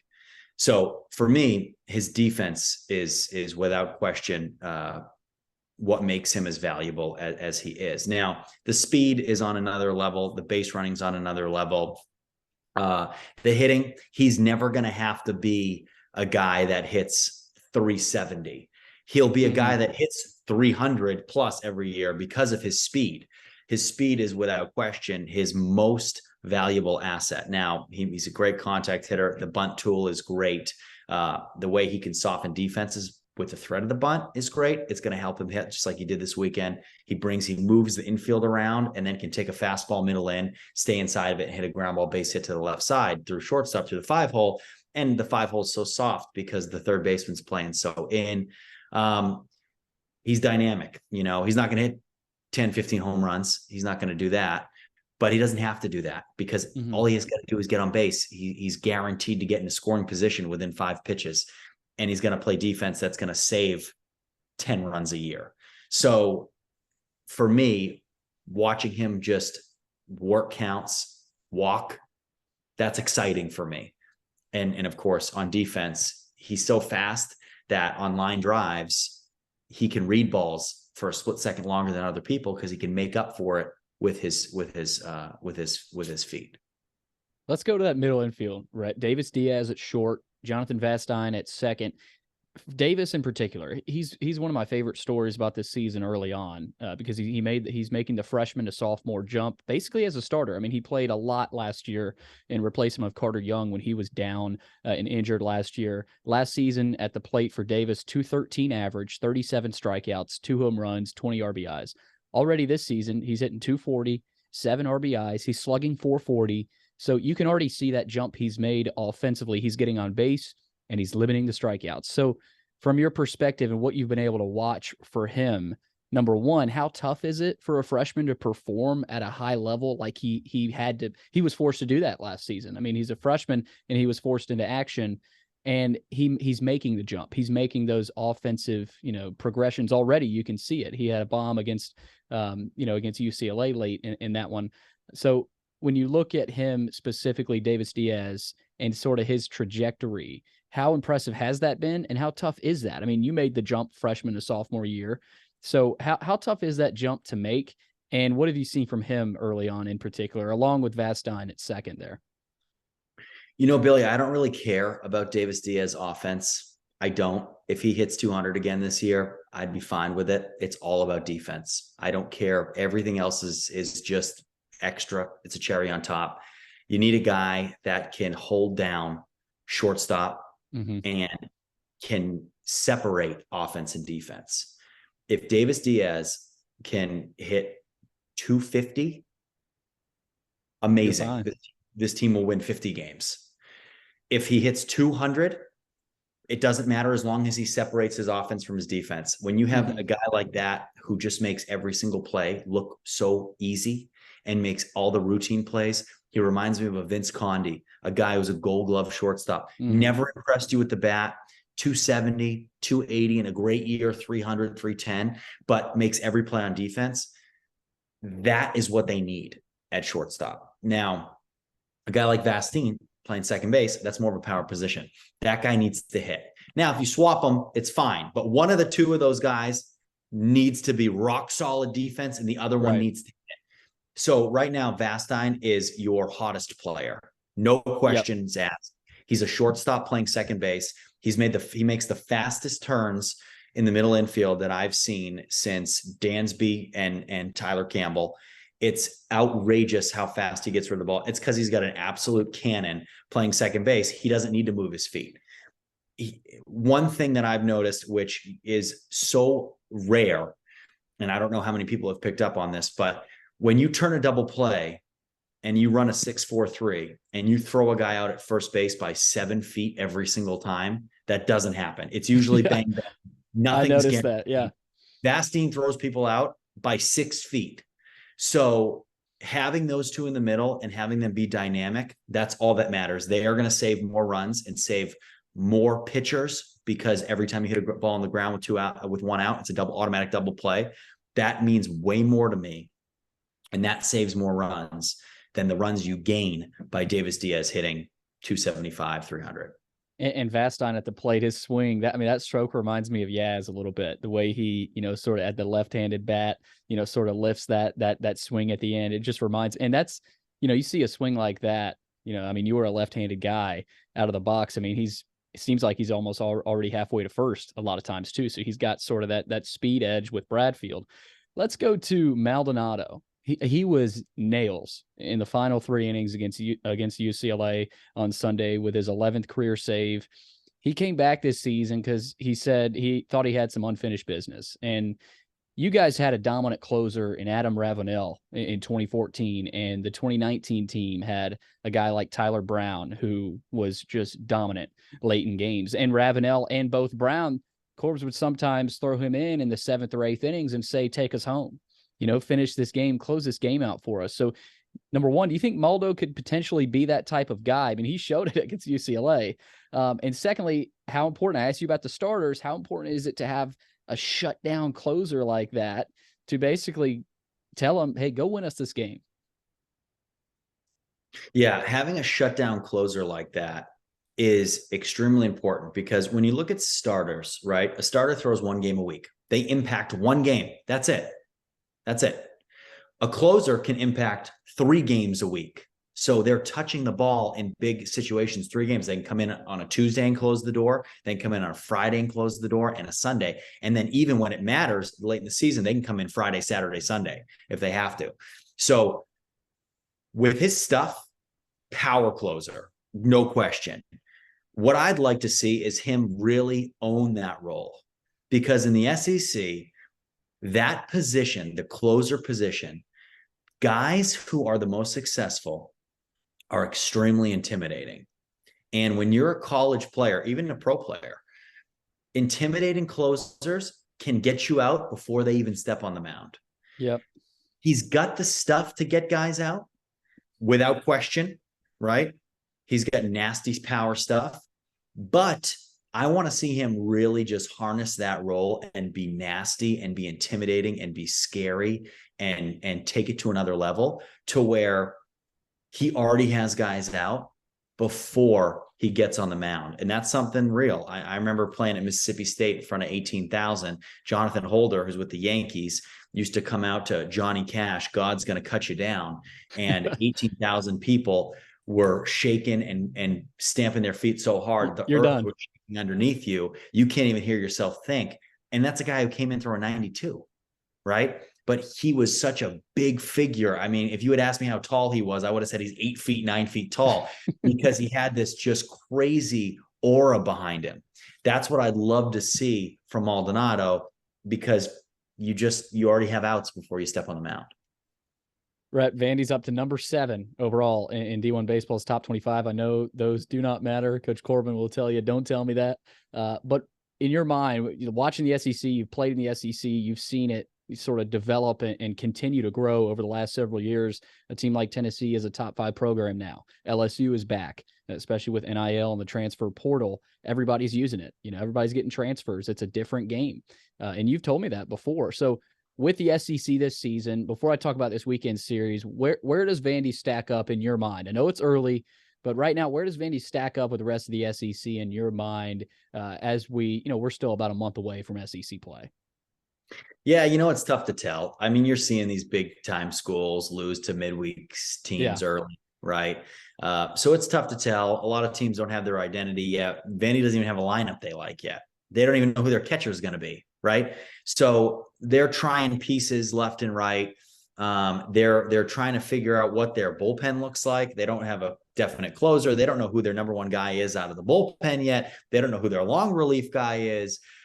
It's still very much of a plug and play, where they're trying to find who fits what role best, who works well here, who works well here. It's tough to really, first of all, it's tough to get those rankings and be number 7 or number 2 or number 10 or 15, whatever you are, because you've only played 10 games, last year, pretty much. Yeah. Yeah. And you don't even know how good you are, right? Vandy, I think they're better than, if I was going to rank them, I'd say they're better than 7, because there's no way there are 7 schools or 6 schools that have the rotation that they do and have speed in their lineup and have, the ability that they do. The one problem that Vandy's going to run into this year is who is going to step up and do damage. That's the one thing that offensively, that's a question mark, is who's going to do damage, because the speed's great, right? Speed doesn't slump. You put balls in play, you get guys on base, you run, you put pressure, but you're going to need a guy that can change the game with one swing. Who is it? Is it Espinal? It might be, if he can adjust to some of that off speed and some of those breaking balls and learn how to hit them routinely and square.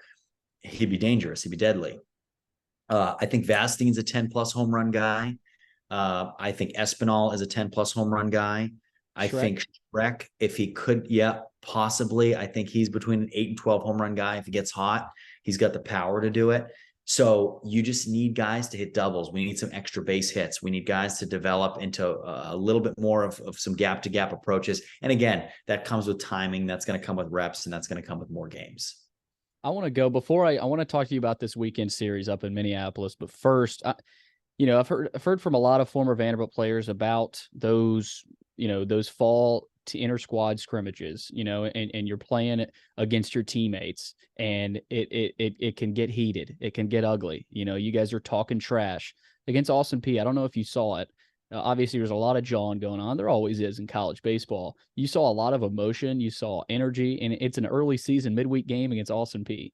And, you feel like I started to think about, okay, this had to start in those fall inter squad games where, that you're barking at your teammate, and you're saying, give me your fastball, give me your best pitch. So is that where those start? Because obviously you guys always play with energy, but put me in the dugout of an inter squad scrimmage in the fall where Corbs basically lets you go and say, eat each other up. So take me behind the scenes there and how heated and ugly those can get. Cause I've heard a few stories. Yeah, they get ugly for sure, but that's good. That's competition. That's healthy. That is what it's about. That's, hey, here it is. We're laying it out on the line. And I remember when I was at Vandy, all we used to do was talk trash. We talked trash to each other. And then, I remember being young and being at Vandy and getting on second base and someone saying to me, man, I hate you guys. And I was like, how come? And he goes, you guys think you're better than everybody else. And I looked at him, I said, we are better, like, look at you. So that's what it's all about. All we do is talk trash, but that's a sign of a confident team. And that's what I love, because teams that aren't confident in themselves, they don't talk trash because they're afraid. They don't feel like they can back it up. Guys that talk trash, they think they can back it up. They're confident in who they are and their abilities. So I love that. I love chippiness. I love edginess. I love guys getting in each other's faces. I always have.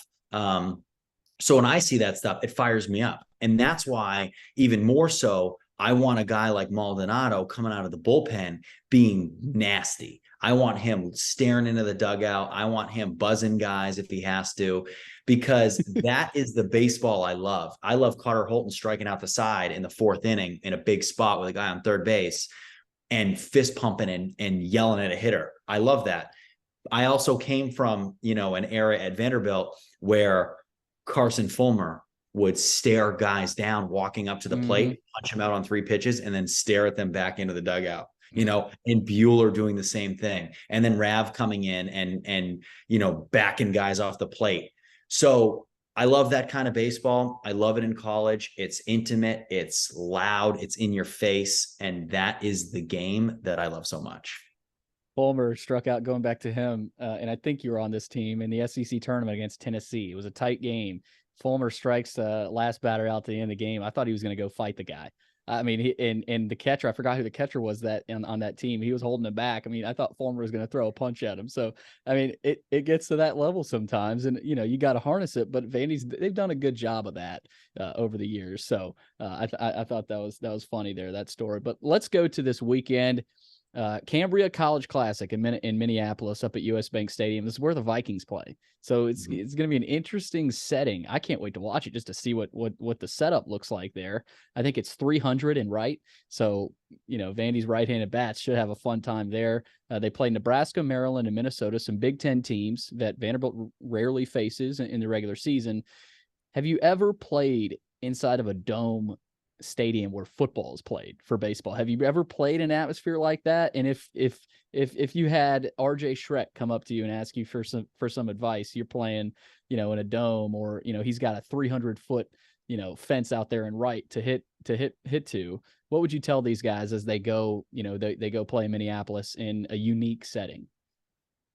These guys are in a crazy situation because they just played in a dome last week. 2 weeks ago.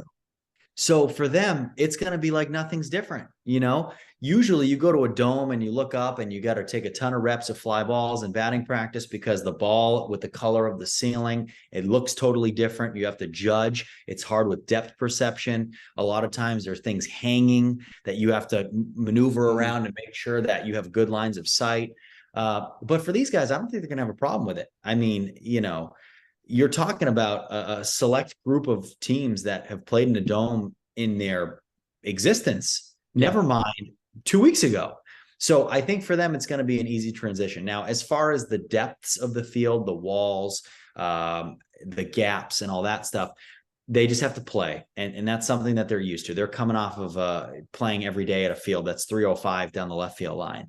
So I don't think that it's going to change how they're planning on doing anything. Now, if you have big home run hitters on your team, then you can change your approach totally. You can back up the plate a little bit, look to pull more if you're left-handed, or if you're right-handed, back off the plate a little more, try to get your hands extended even more so than you are. And if you're left-handed, get on the plate more and try to yank and pull something down the right field line and knock it out of the park.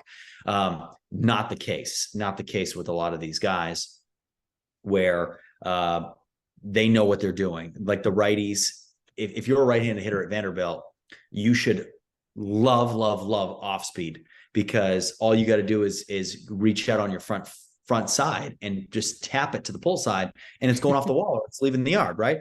It's the same thing for lefties when you play at a place that you have a really, really short wall. What a lot of pitchers try to do because of that, to counteract that, is they try to backdoor you with off speed or blast you away. So you can't do that. So you try to, and you pull something and roll over something to the right side. So these guys can't even think about it. They just got to go play baseball and do what they do. Yeah, it's a dome stadium, but they've got the translucent roof that, you've seen other NFL teams do. So it could be interesting with some sun. They play at 11 a.m. on Friday and Saturday, and then 6 o'clock Sunday night, little Sunday night baseball for the VandyBoys fans. Rhett, let's do this again. We've got SEC play coming up. Enjoy watching Vandy this weekend. I know you will be, and let's catch up again. Thanks, man. Sounds good, my friend. See you next time. Thanks, Rhett.